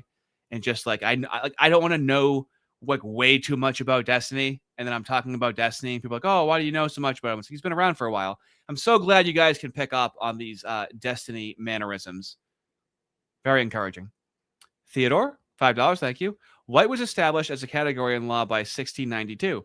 Unassimilated European ethnic groups were socially classified as swarthy until they assimilated. Wow. That doesn't sound very liberal of you. And as we know, we live in a liberal democracy. I can't believe you would say that. The truth of what happened before we were a country. But we corrected it is what we did, right? Without any outside influence. Isaac for $5, thank you. Engineering is not scientific. I know because I'm a woman. What I think is science is science. Sounds like the bear, moo, same thing. Moo's logic. I say what the truth is. Hey, the kid says he's confused in his own body. Get the buzzsaw. New GM for $10. Thank you very much, my dude. I very much appreciate it. The Declaration doesn't, but the first paragraph of the Constitution references posterity, which means our future generations, and was written by white dudes. Well, yeah, but like, how do we know what they were thinking? Maybe they were thinking about black pussy. We don't know what those white guys were thinking about. Isaac for $5. Thank you so much, my dude. By the way, what a bob job. It hangs so low that it sangs like the mushroom in the woman's mind. If a woman had no dress, it would fall to the floor. In fact, I know this to be true. Thank you for that. Reading, writing, arithmetic, not math, science. Well, wait. Arithmetic, I'm math. sorry. You forgot about those two, hey? I'm confused. Reading, writing, and arithmetic. What does arithmetic mean? Math? Why did you say math, science? Because you didn't include science in your list. Oh, my Lord. Do you include science in your list? Lord. Sure. Okay, so people should learn science. Sure. Now, as Andrew Wilson very clearly stated in his opening statements, talking about the corn. Let's have a corn conversation with a woman with a teeny tiny little cross above her South Park skiing episode level fake tits. Oh, okay, and I think it would be wrong for them to do so. Yeah, but it doesn't. It's not nice. It doesn't That's not nice. violate anything. Well, I would argue it violates their Christian moral ethos. to do so. Christian nationalists. Yes, Because to- Christians aren't allowed to rule from their moral position. They should not be trying to blend church and state power and rule from a state of statesmanship. No, I don't think. I think Jesus is obviously and fundamentally opposed But they're to not this. doing that. What they're doing is changing amendments. You've already granted me They're that changing that's the direction that they amendments. would go. They're changing amendments. Increasingly so that they can limit people's choice to be aligned with what Christians ought to do, not what secular people may. So Andrew Wilson does a very good job of controlling the direction of the conversation. She's talking about what they want to do, and he's focused on how they're allowed to do it. Perfect. Yeah, but they want to do it. Yeah, but they're allowed to do it. Yeah, but they want to do it. So she's used to talking to the left where, oh, if you say the right wants to do something, that's an immediate concession and it's scary and it's no. And he's like, yeah, but they're allowed to. Yeah, but they want to. Yeah, but they can. That's what makes the country so great. That's what I want to do with liberalism. The man gets it. Unbelievable. Can do that. I would- That's within the confines of the American ethos. It's not within the confines. It is. It's a violation of the American ethos. No, it but isn't. it is within the confines of liberalism. You're really struggling with this. Both. Did you write down? It's actually both. Did you write down my It's values of liberalism both. yet? Yeah, sure. You're saying separation of power, strong institutions, right? They would impose strong institutions. There would still be a separation of power. Strong institutions doesn't mean you've rigid admitted that institutions. Christian nationalists. Strong institutions. You want to know what else would have strong institutions? Any authoritarian state. What does that even mean, dude? Can take control, and all of those institutions are there. So we're back to just this one position, and the one position is that it's going to violate the ethos. Yeah, because But it doesn't violate the ethos. Of course though. it does. No, it because doesn't. if Christian If they outlaw nationalists, abortion, that is good for your ethos No. of life. no, I would say that what it does is it imposes on non-Christians who don't even believe in I'm pretty sure the fake tits made her crazier. Fellas that have like followed her and seen her stuff when she didn't have fake tits, she was like, she seemed pretty uppity and like she had a certain energy about her, but she wasn't this. The fake tits, I think, made her absolutely insane. I'm almost positive. installment, a law of Christian policy. So fuck them. Why is What do it you mean, fuck 'em? Why are we supposed to make law towards the minority? We don't have to do It's that. not about the minority. It's about the fact that Christians should not be imposing onto secular people Mm-hmm. Christian policy. I think not only does it just create worse states, as Uh-huh. evidenced by, what states aren't awesome? Theocracies. Oh, secularists though can impose that. We can have pornography. It's and not we can have- imposing. You it don't is- have it- to. that- This is such a good point. So Christian nationalism, very scary, very bad, what they're going to impose. So, but what's being imposed now? This is what Joel Webbin also does. And it's been very, this is how Joel Webbin convinced me on blasphemy laws for Christianity. Because if we don't have Christian blasphemy laws, there will be blasphemy laws no matter what. The N-word. Talking about the moos, Holocaust denial. If there's going to be blasphemy laws no matter what, well, might as well not blaspheme Christ, I would say, especially when all of the people I hate and my biggest political enemies love using and abusing Christianity for their own gains. And also on the far left, absolutely trashing it. Easy concession to make. States, as evidenced by, what states aren't awesome? Theocracies. Oh, secularists though can impose that. We can have pornography. It's not we can imposing. You don't have to. That's an imposition. It's not. Imposing means compelling, right? It's super. I'm sorry. Is it the case that right now the town square's X? Would you say that like X is a good representation of like how a lot of people communicate? X probably not, but X probably not. We found out that Joe Biden randomly wasn't going to be running for re-election on X. It wasn't released to a news source. It was released on X. Not the town square though. I'll grant you social media. Yeah, it's very difficult to avoid porn, isn't it?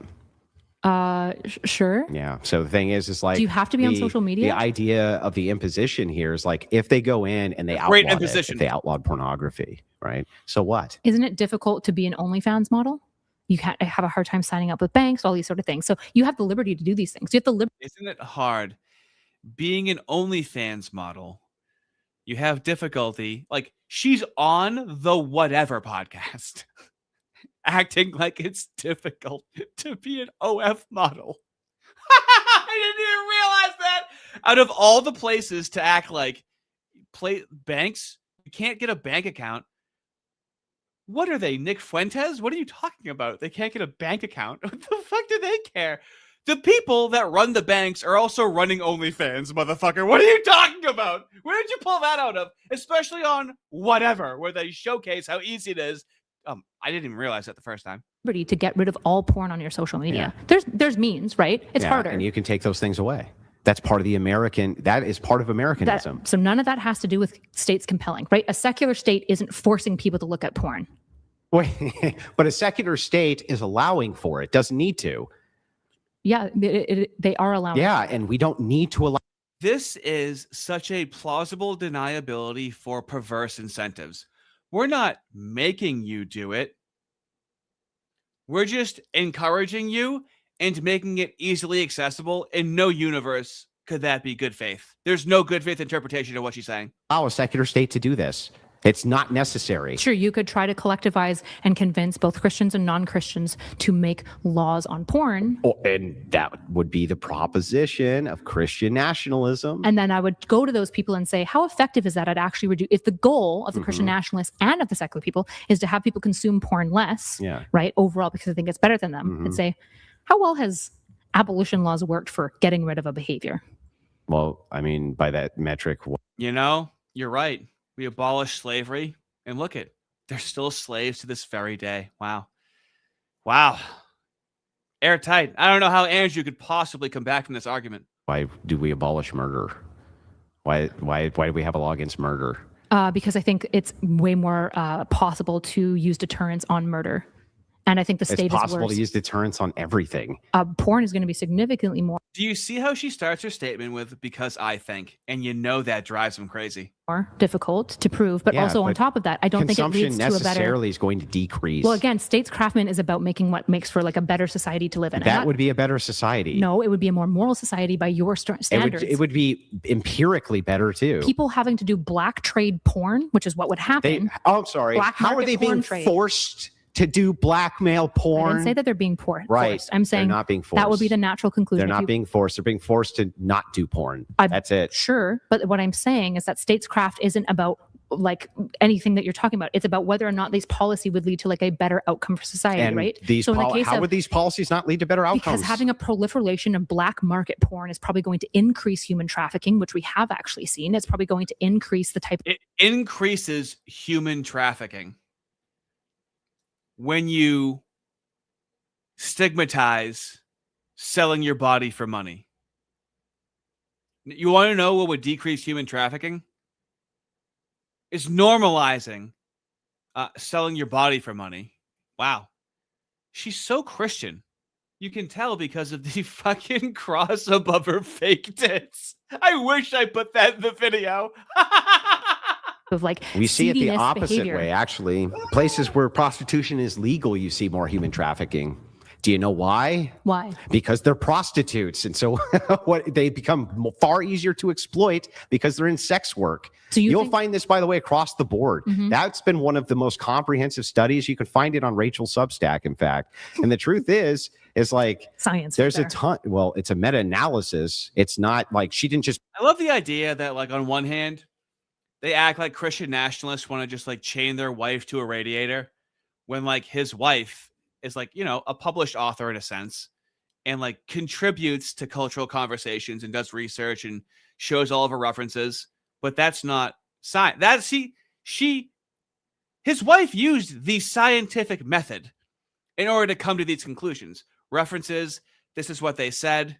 Coming to a conclusion. Here's my hypothesis, and here's why I think this, and here's all the reasons why from their very own words. It's not her translating what they're saying. It's by their very own words. But no, that's not science. Transing the kids, that's the American way. Make it up. She wasn't like, oh. Okay. She wasn't like, oh. Is it replicated? But anyway, it was replicated. But the thing is like this. Okay. Now let's go to 4 hours and 38 minutes in. Fellas, this guy, I'm telling you. It's I can understand now. Now that I have some screen caps of the faces he was making, he did have a pressure release valve. What do you say we tango with some moral universals, fellas? God being more powerful be a moral thing? I'm assuming if you're using it as your axiom for your moral basis, because we're talking about Well, moral. just God. Well, we're talking about moral. I'm just saying God. Are we Crom. not talking about moral You know what? I'll reality? use Crom. Crom is the God, Okay. man. Yeah. So, and Crom doesn't believe in these moral facts. He just doesn't. Okay, so you would be So therefore, I a don't divine believe in command moral theorist facts. and also a subjectivist, I suppose. What do you mean? That's objectively true. That's what I said. Subjectivism, right? You're Wait, being- subjectivism. I shouldn't say subjectivism. That's the opposite of Subjectivity. objectivity, right? Yeah. Okay, so you're saying that I can't have objective moral facts? No, I didn't say that. You said I believe in Crom, and I said why? And you're like, well, my subjective thing. And I said you can be, I guess, a subjectivist and a divine command theorist, but I'm a divine command theorist who is also an objectivist. Oh, okay.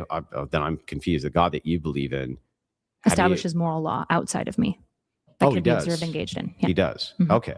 And can you name one of these moral laws? Yeah, you can go through the Bible. Kindness, goodness. I asked you to just name one. Moral law, kindness, goodness. Wow. Look at her face right now. Look at how confident she is in what she's saying. Yeah, the laws of kindness and goodness. Oh, man.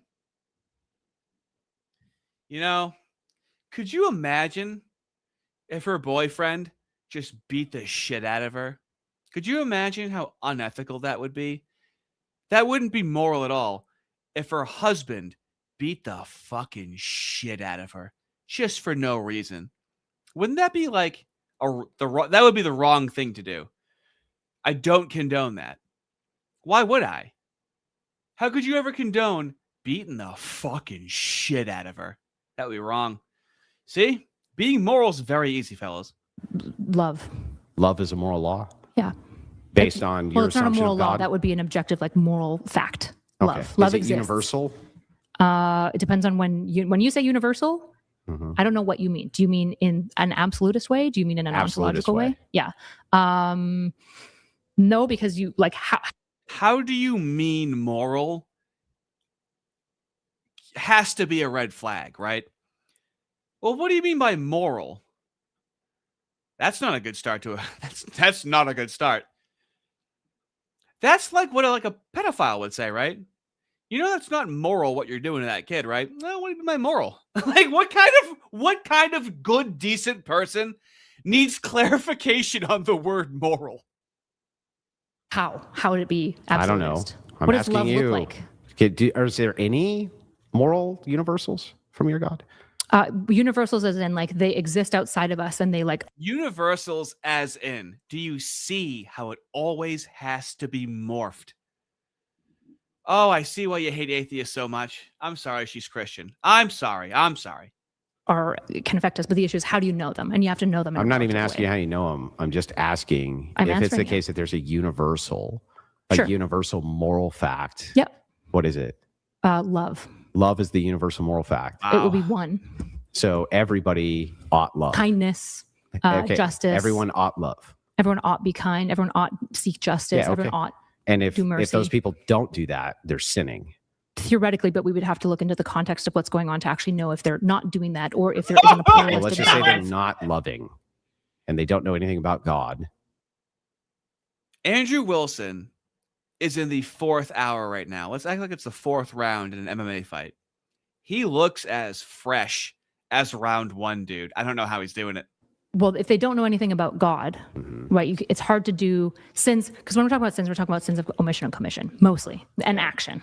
If you don't know They something. don't know anything about God. Are they sinning? No.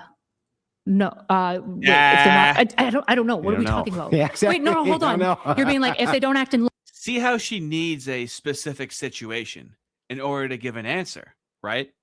That is the sign that you do not have a grounding principle, a universal ethic. Well, in certain situations, you can break the morals, and in other situations, you can't break the morals. Now, that's how I used to think how Christians were, right? Talking to more right-wing Christians, it's it's the language that's used makes it a lot easier to understand. So I thought, I'll get into that on Sunday. Love, what does that mean? Whatever you mean by it. Well, I believe in relativism as well, right? This is relativistic. So I thought you just said that it was an objective moral universal. Yeah, you can have objective stuff that is also relativist. Okay, so objective stuff that's also relativist. Wow. Yeah, you want to know what? If that's all I had at 4 hours and 40 minutes into a conversation, if that's all I had, I'd put a set of fake tits on too, because I got fucking nothing to say for myself. in this case, you're okay. Well, what would you have that's moral universal that's relative? Most, like, justice is a moral objective thing that exists outside Sounds of like us you're that saying we it's a moral subjective thing. No, I'm saying it's a moral objective thing that exists outside of us, and we have to use the relative context of the situation to figure out how to enact Well, let's that. find out if that's true. What is justice?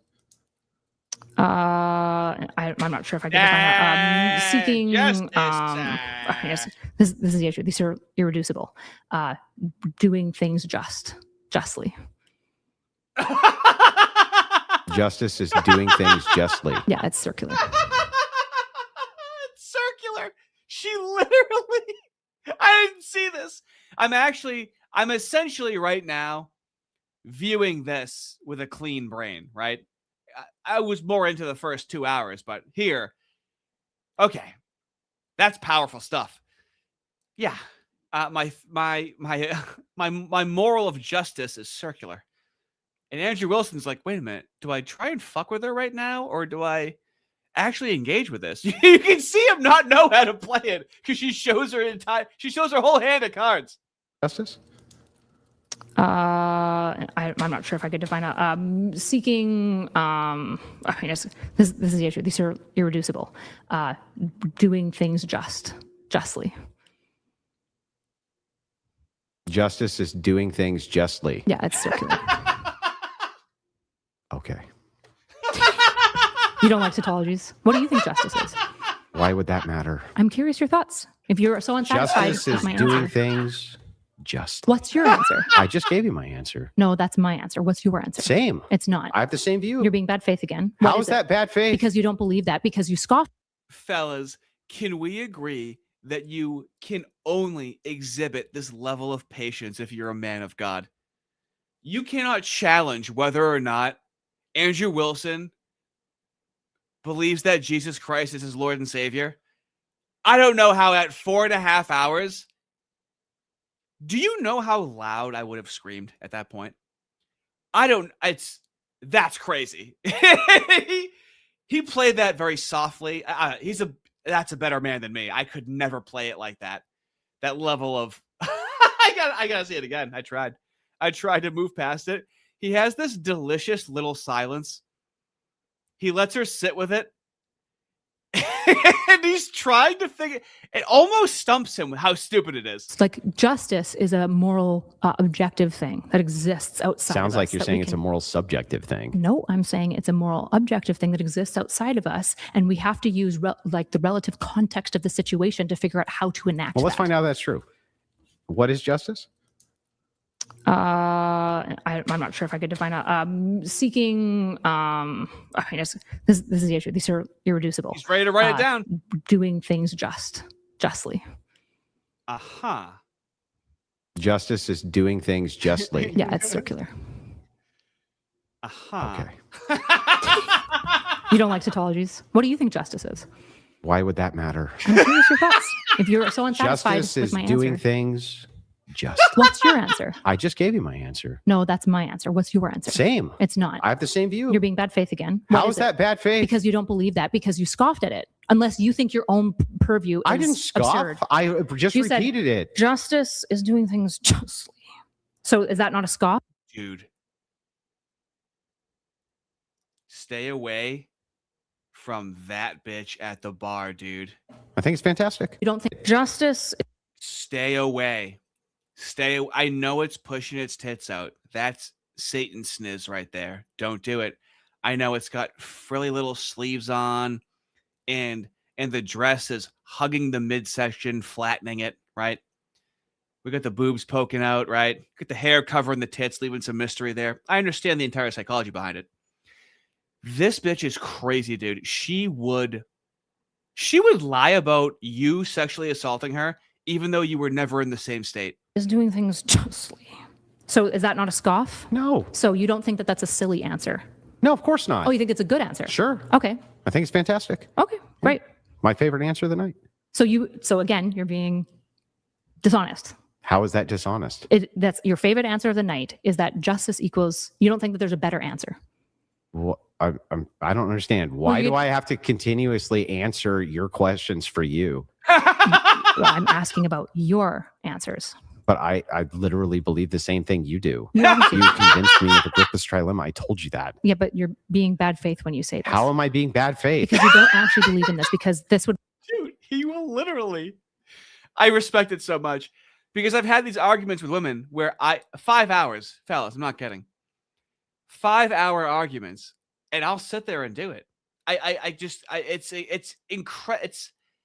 I can't believe what I'm seeing, and I've done this exact same thing, and it's so delicious to see. require you to just concede that there's that according to you were saying, well, if I agree to Grippus trilemma, now there's no moral objectivity. But the issue is facts. Yeah, that same thing. Good job. Yeah, I still don't understand how we believe in moral facts, because justice is just. So axioms.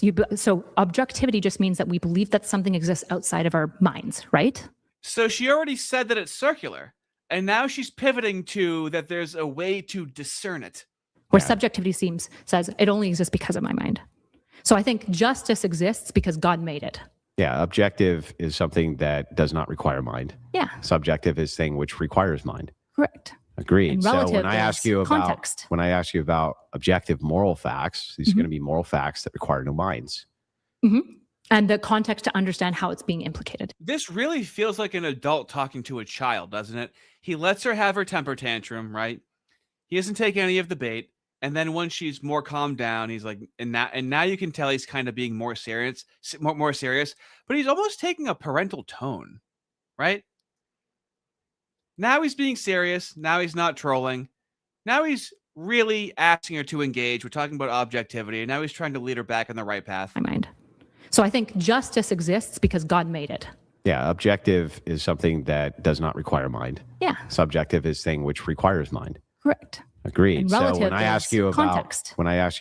objective moral facts, these are going to be moral facts that require no minds. And the context to understand how it's being implicated. Yeah. So what's a moral fact, an objective moral fact? Justice.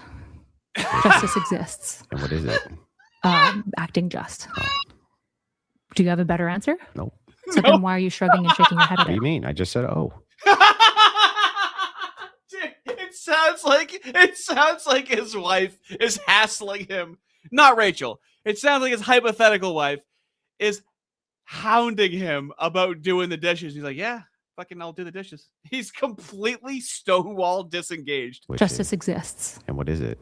Acting just. Oh. The life leaves his body. Do you have a better answer? Nope. So then why are you shrugging and shaking your head at What do it? you mean? I just said, oh. But it's pretty obvious what's happening right now. What?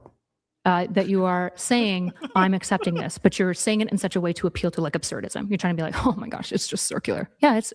I don't know. It sounds like you're assuming. Okay. You win Caddy Girl of the Year award.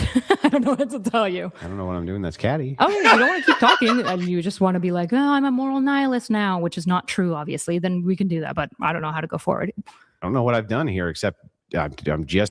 Oh my God. I think my favorite Andrew Wilson is completely disengaged, going, what are you talking about? Dude, I can see why it's 8 hours. This just reminds me how I've fucked with people in the past where I'm like, what? What do you mean? What? I've said it the same way. What? Why do you think that? How long does it go on for? Adopt. You convinced me of the trilemma. That's all. I don't even know what that means, but okay. You've convinced me of the trolley problem. What? We do have some chats here. Thank you, Joe. Joe DC donated $99. To the pro-choice chick, why do you get upset at the point of the founding fathers deferring religion to the states? I don't understand it either. You can't separate federal from state because the 10th Amendment Why doesn't- combines ideas. Man, it's Right, crazy they're that both my the same audience thing. agrees with me. So That's strange. not my audience. Of course it is. Most of the whatever audiences don't. in their Most of audience my at this point. audience is on the Crucible watching. And they're not watching here. I don't think most of them are. Oh. But the thing is like that is a good question. We didn't. I don't. I would love I don't ones in understand chat. either. Could we see ones in chat for how many people watching are also Crucible fans that are watching because Andrew Wilson's here? We're currently She's not being a catty girl at all right there, right? members only mode. Yeah. Well, even with members only mode, we can see how many of the members are Crucible sure, fans. we can do that. We can do that. Really quick before we let the next one come in. Guys, if you're enjoying the stream, like the video. We're about 300 likes away from 5,000 from both of you. I think he goes first I haven't watched the closing statements. We're watching this fresh right now. because I Yeah. started, right? Yes, go for it. So yeah, just incoherent nonsense. Kyla's I need you to understand that the closing statements are at 5 hours and 14 minutes, and this goes 8 hours and 47 minutes. Like, look it. I'm not kidding, dude. Look it. After the closing statements, look it. It's the whole. There's another fucking 3.5 hours after the closing statements. That is legendary.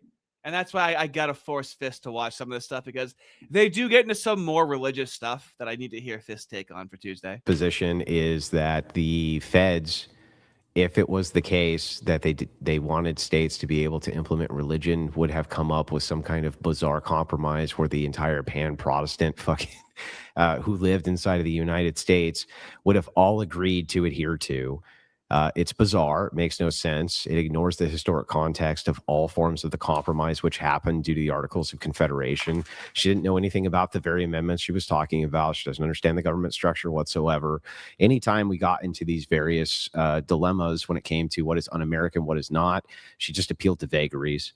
When it came to the various ideas of what it was that we were even discussing, when it came to, oh, this whole thing's un-American. This is what's American. This is what isn't. The entire appeal, even for how it wasn't Christian, didn't actually make any sense. The idea was just, you can't rule with Christian ethics because Kyla says that you can't because I exegeted it that way because of Agrippa's trilemma. It's bizarre.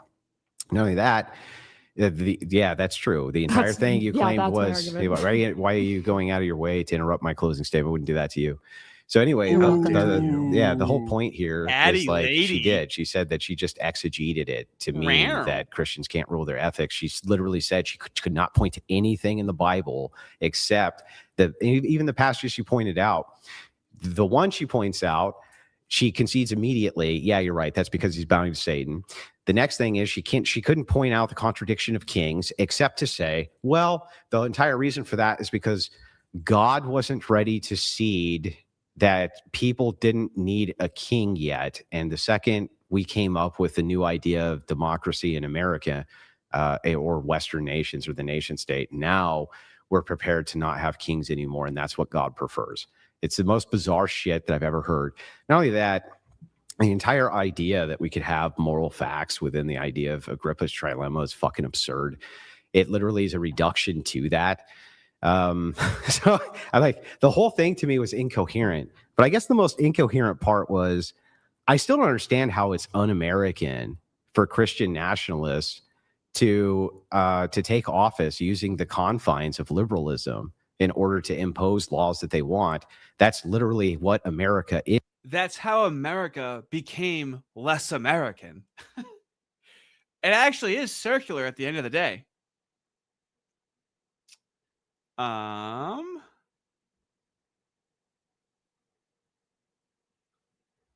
believe here, Isaac $5. Them eyes, boobs, gave the perception of being more beautiful, therefore more smart in a woman's mind. In reality, woman just feels smarter, but is retarded. A lot of this goes back to South Park. Remember Bebe's boobs? When she got boobs and then Stan turned into a caveman. It was like, You start drawing on the wall. Wow, everyone's being really nice to me. She got those boobs for her, okay? God made a mistake with her and she needed to fix it and give herself tits and put a little cross on top. I cannot believe I didn't put that in the video. For shame. Hagnar the Viking. $10. Thank you so much. God, can we get the old school?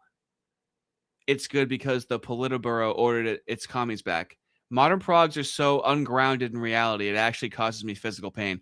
I know, but they have to be mocked and shamed. We tried ignoring them, and look at them now. They can't be ignored.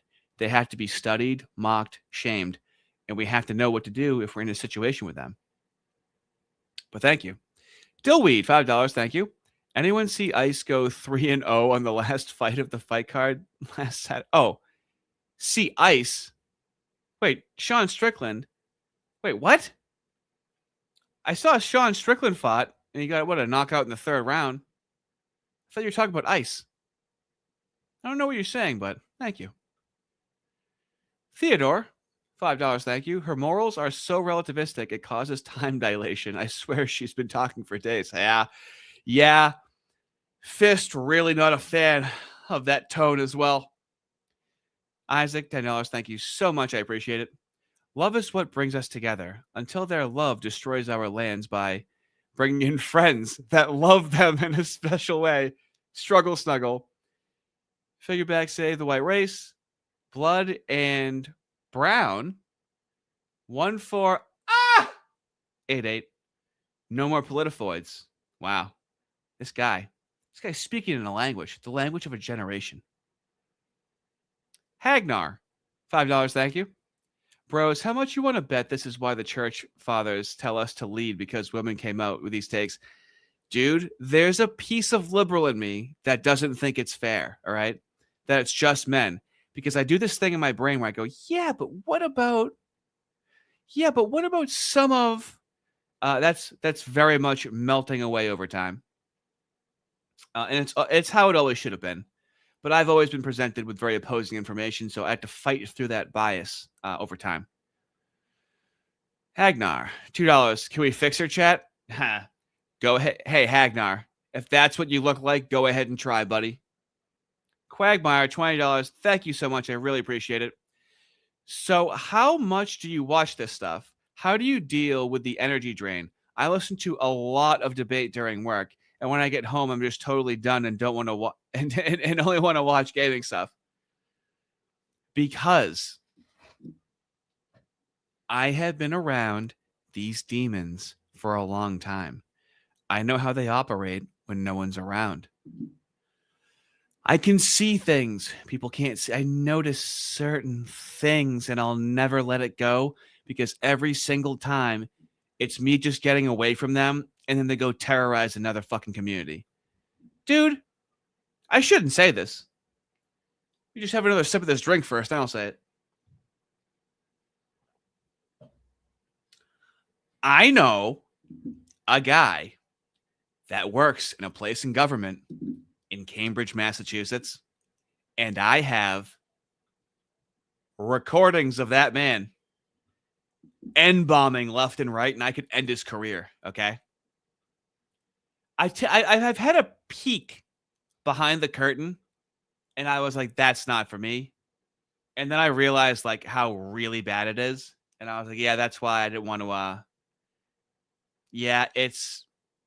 I don't know a bunch of stuff. I know enough to make me disinterested.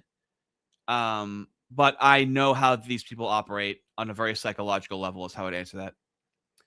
Theodore, $5. She has no argument against Christian nationalism, but she is an argument in favor of Islam's take on women. Not an ounce of fat on that one. Dillweed, $2. It's a meme because the other guy is a proud Mexican. Okay, well, fair enough. I didn't get your meme. Fair enough. Thank you. Appreciate it.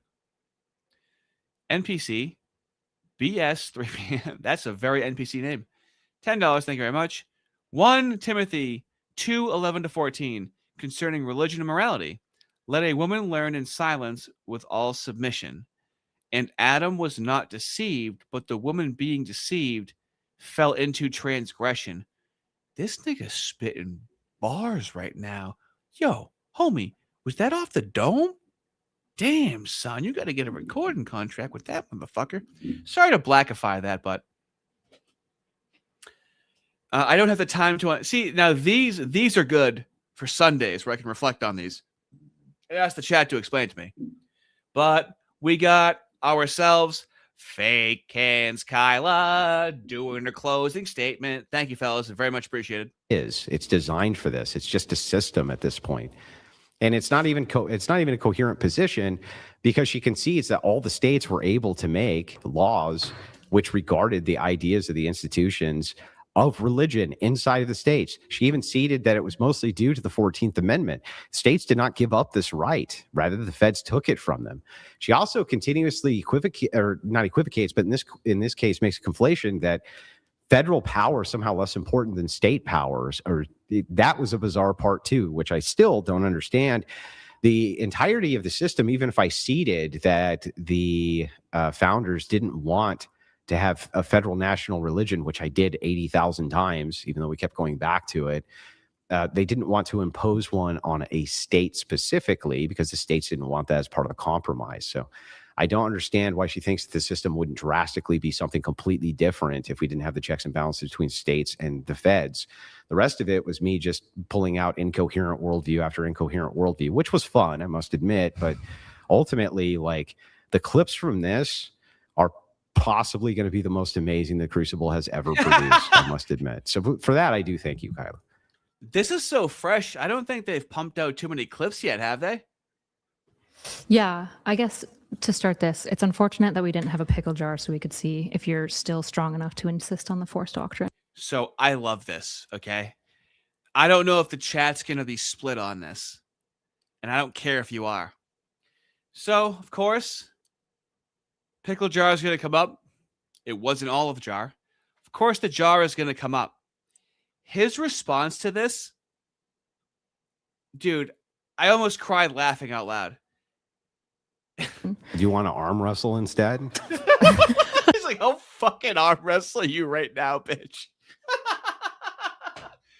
She's like, Force Doctrine, you can't even open a jar. And he's like, you want to arm wrestle, bitch?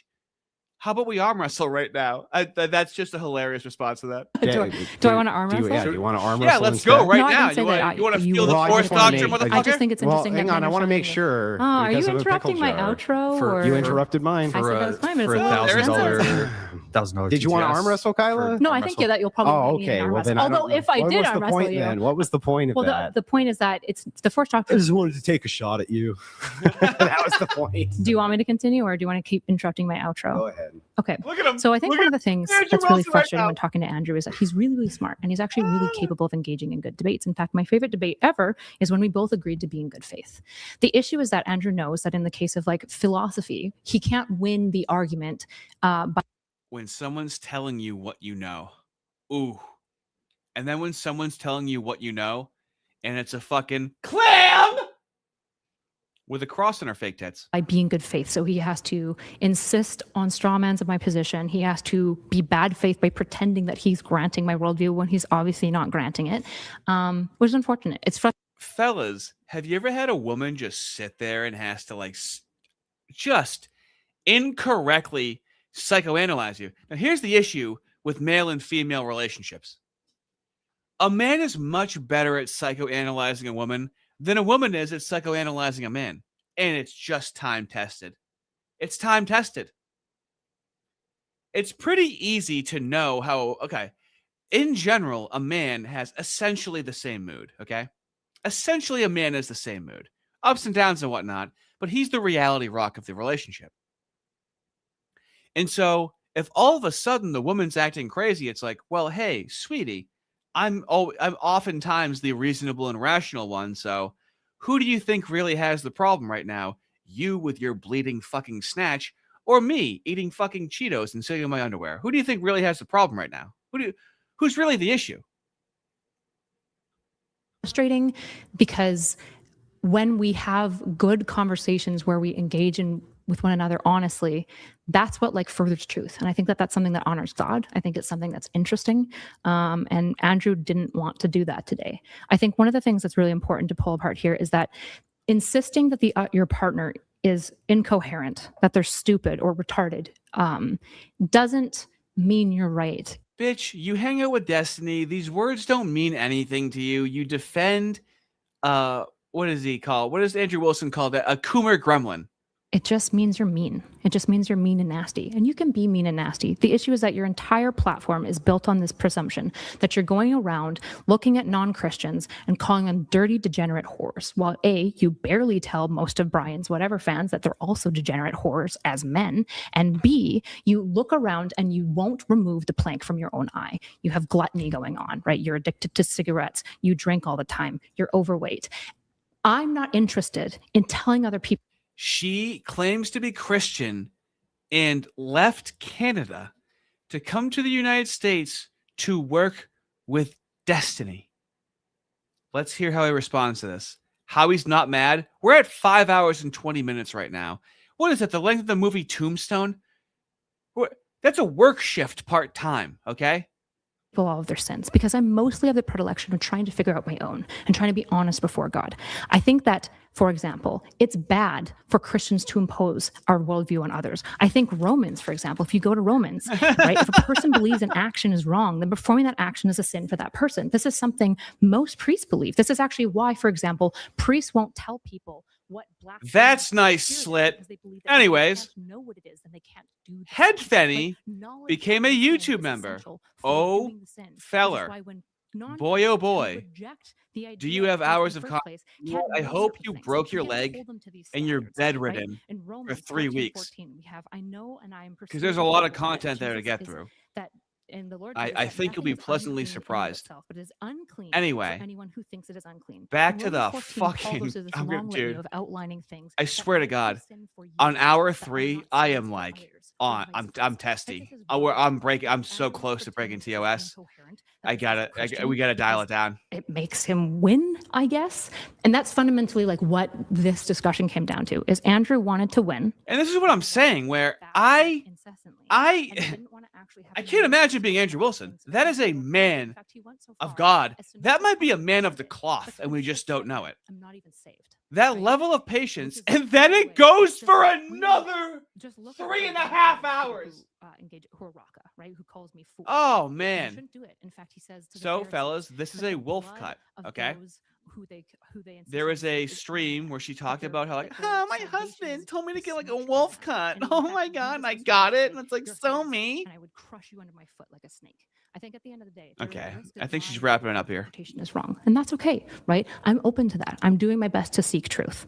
What Andrew's insisting on doing is using Russian Orthodoxy, maybe the most garbage religious system ever, that has been completely. Oh my God.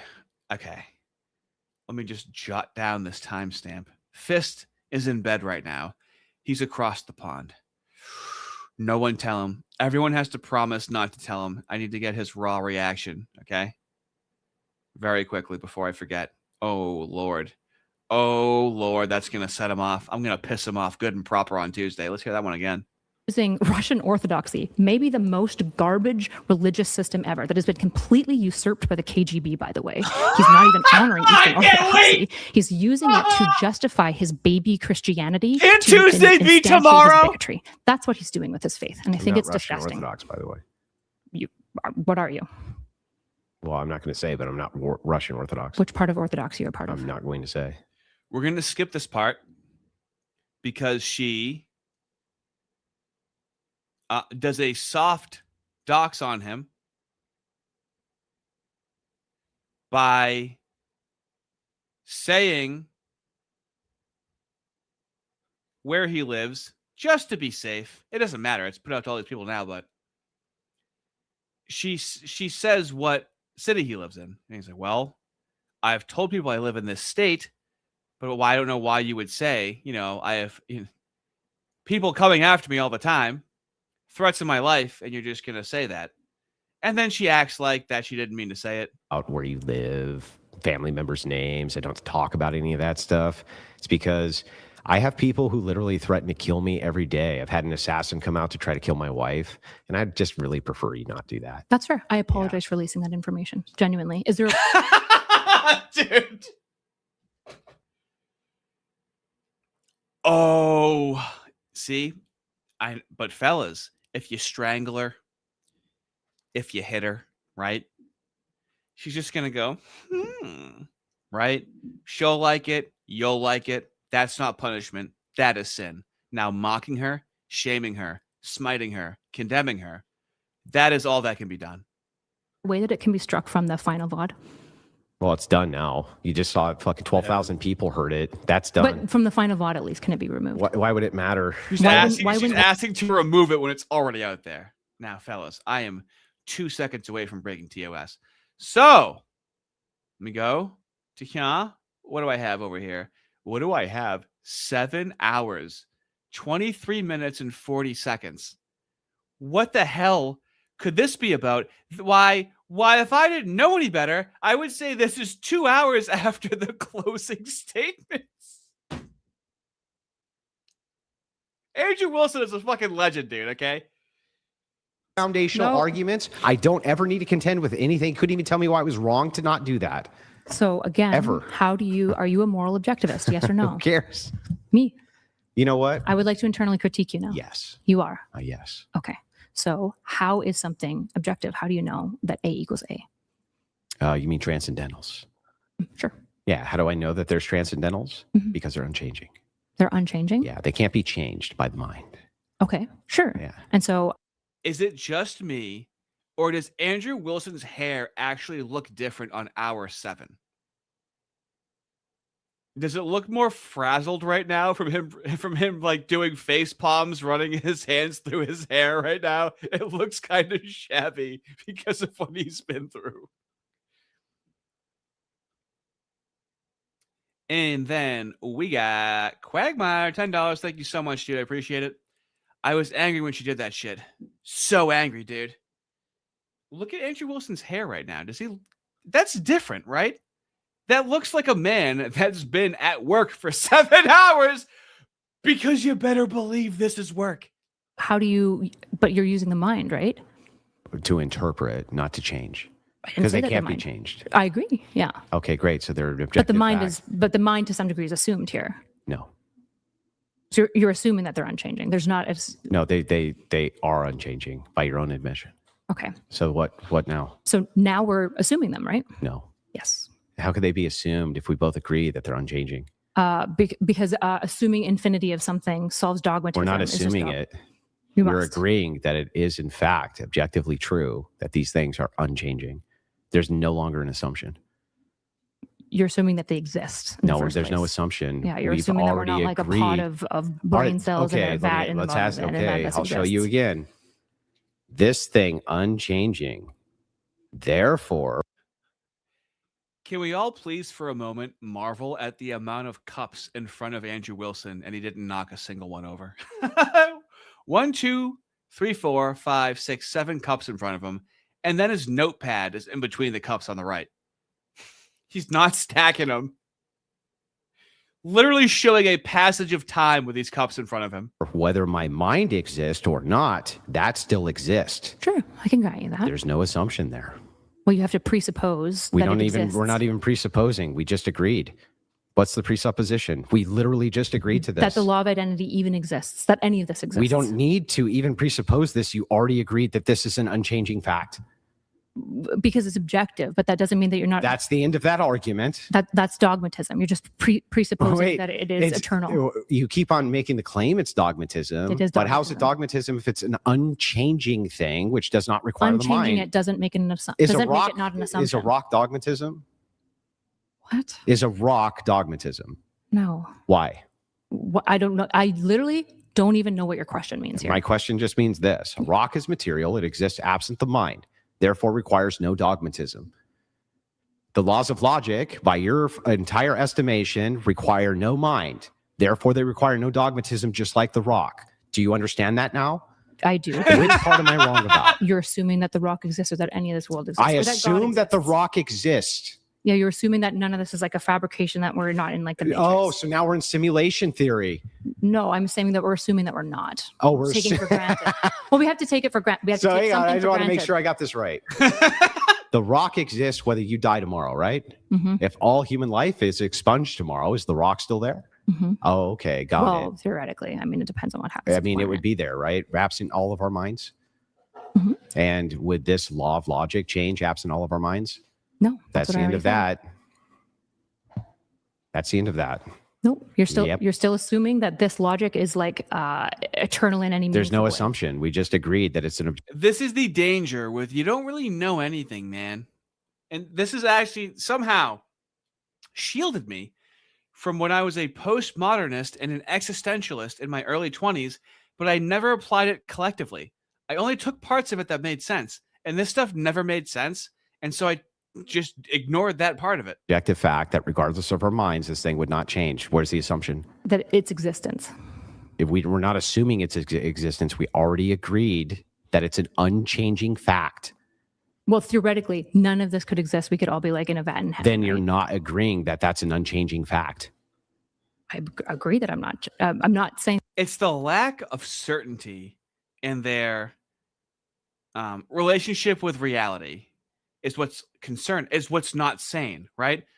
She's posing as all PF Young had to do was give me an example of a sane person on the left, not a leftist, a sane person on the left.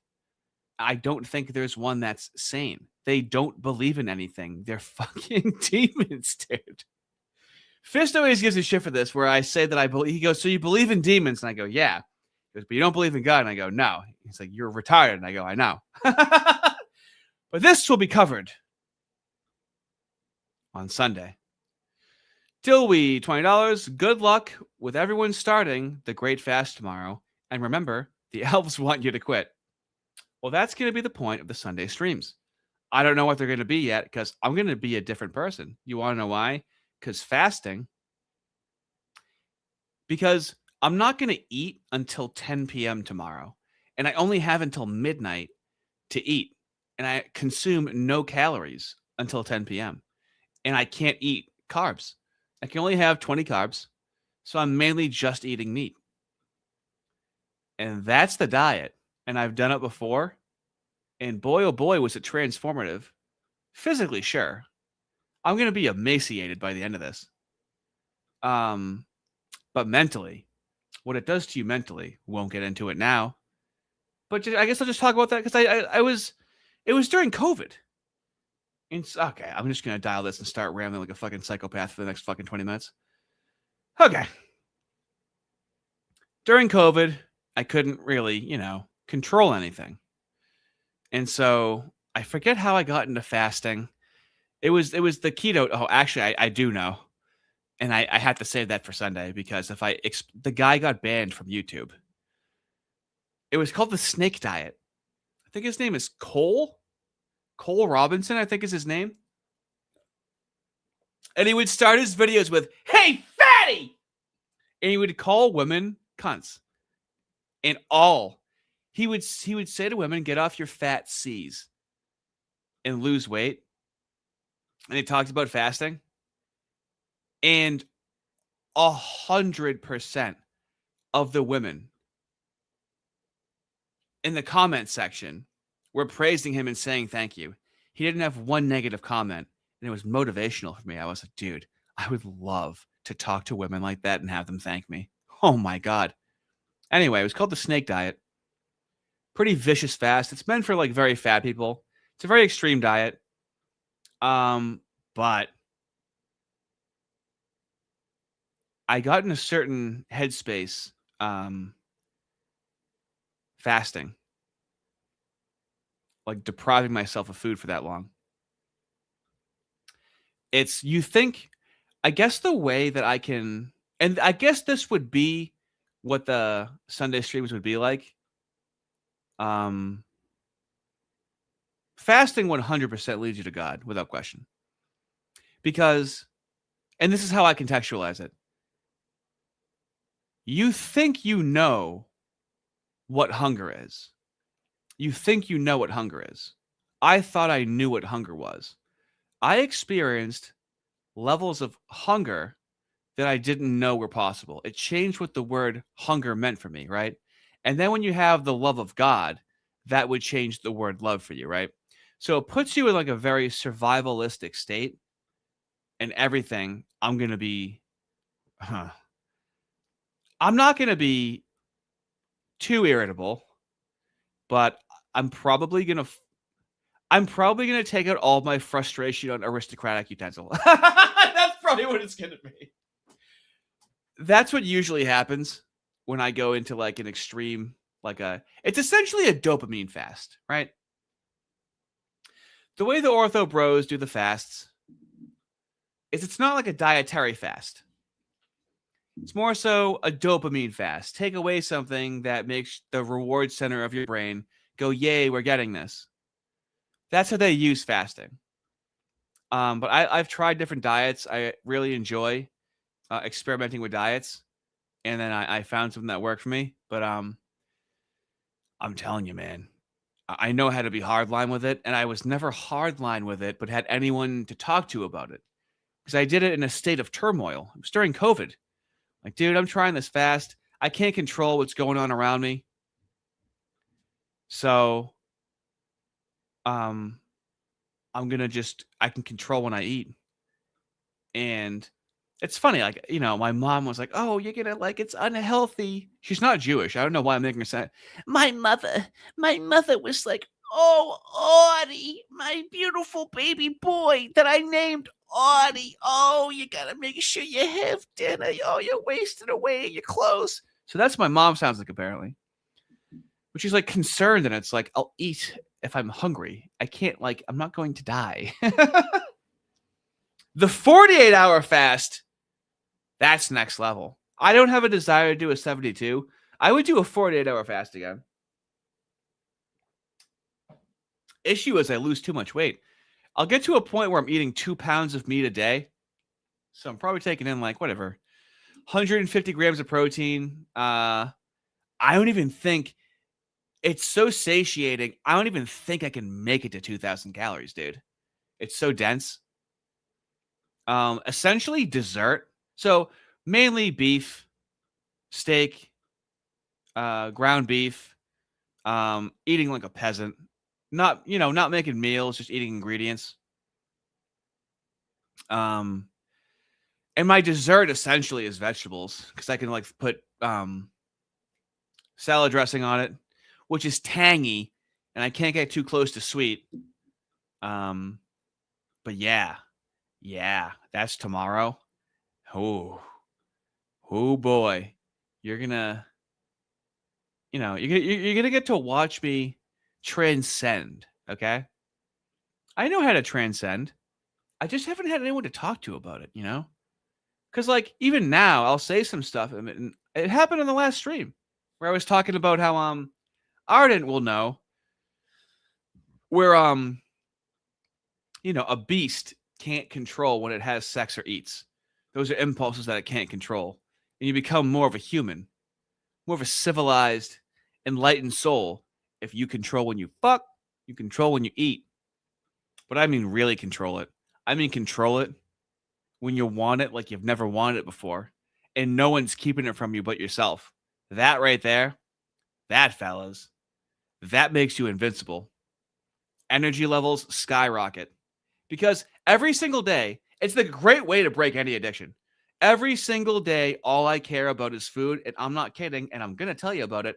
I start seeing food, and I'm not joking. I don't care if a woman wears sexy clothing, like black lacy stuff, for no reason that I can discern. I start picturing food in sexy lingerie. I get that hungry. I'm not fucking joking, dude. Steak and some sexy underwear. I start the visions I have of eating food in the beginning anyway are very intense. Well, that's a pretty embarrassing thing that I just said, so I should probably dial this down right now. You guys tricked me into talking. I didn't mean to do that. I stick for $5. Thank you very much. As a trad Catholic, I will not take someone say that the Russian Orthodox is trash. What a female dog. That's a nice one. I hate this politifoids. Swimming is crazy. And the devil. Absolutely. Couldn't agree more. Do I have a place to send you guys? Who's streaming right now? All I would do The Crucible's not streaming. They're just playing footage of a debate, I think. Streaming. Who can I send you to? Are they live?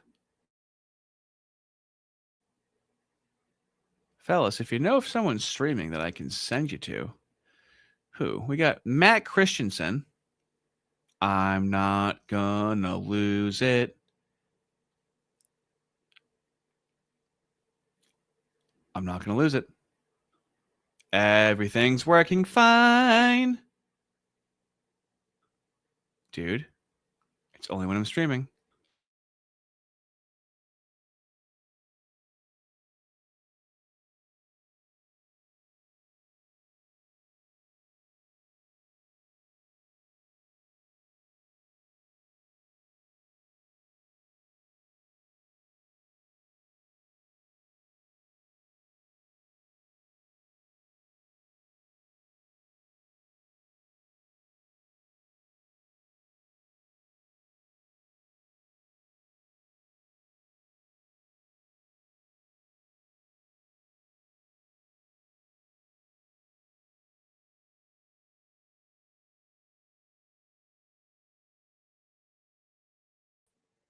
Guys, you got to stop being so mad when there's technical issues, okay? You got to calm down. It's fine. It doesn't matter. You didn't have to just have your neighbor knock on your door because you screamed a racial slur. It doesn't make any sense. So what? Technology doesn't work sometimes. Oh, let's see.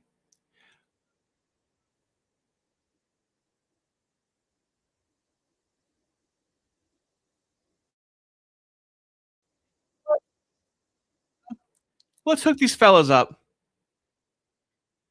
We got them chilling. We got some bodies. Let me set it up right now. Thank you, Arden Potty. Very much appreciated.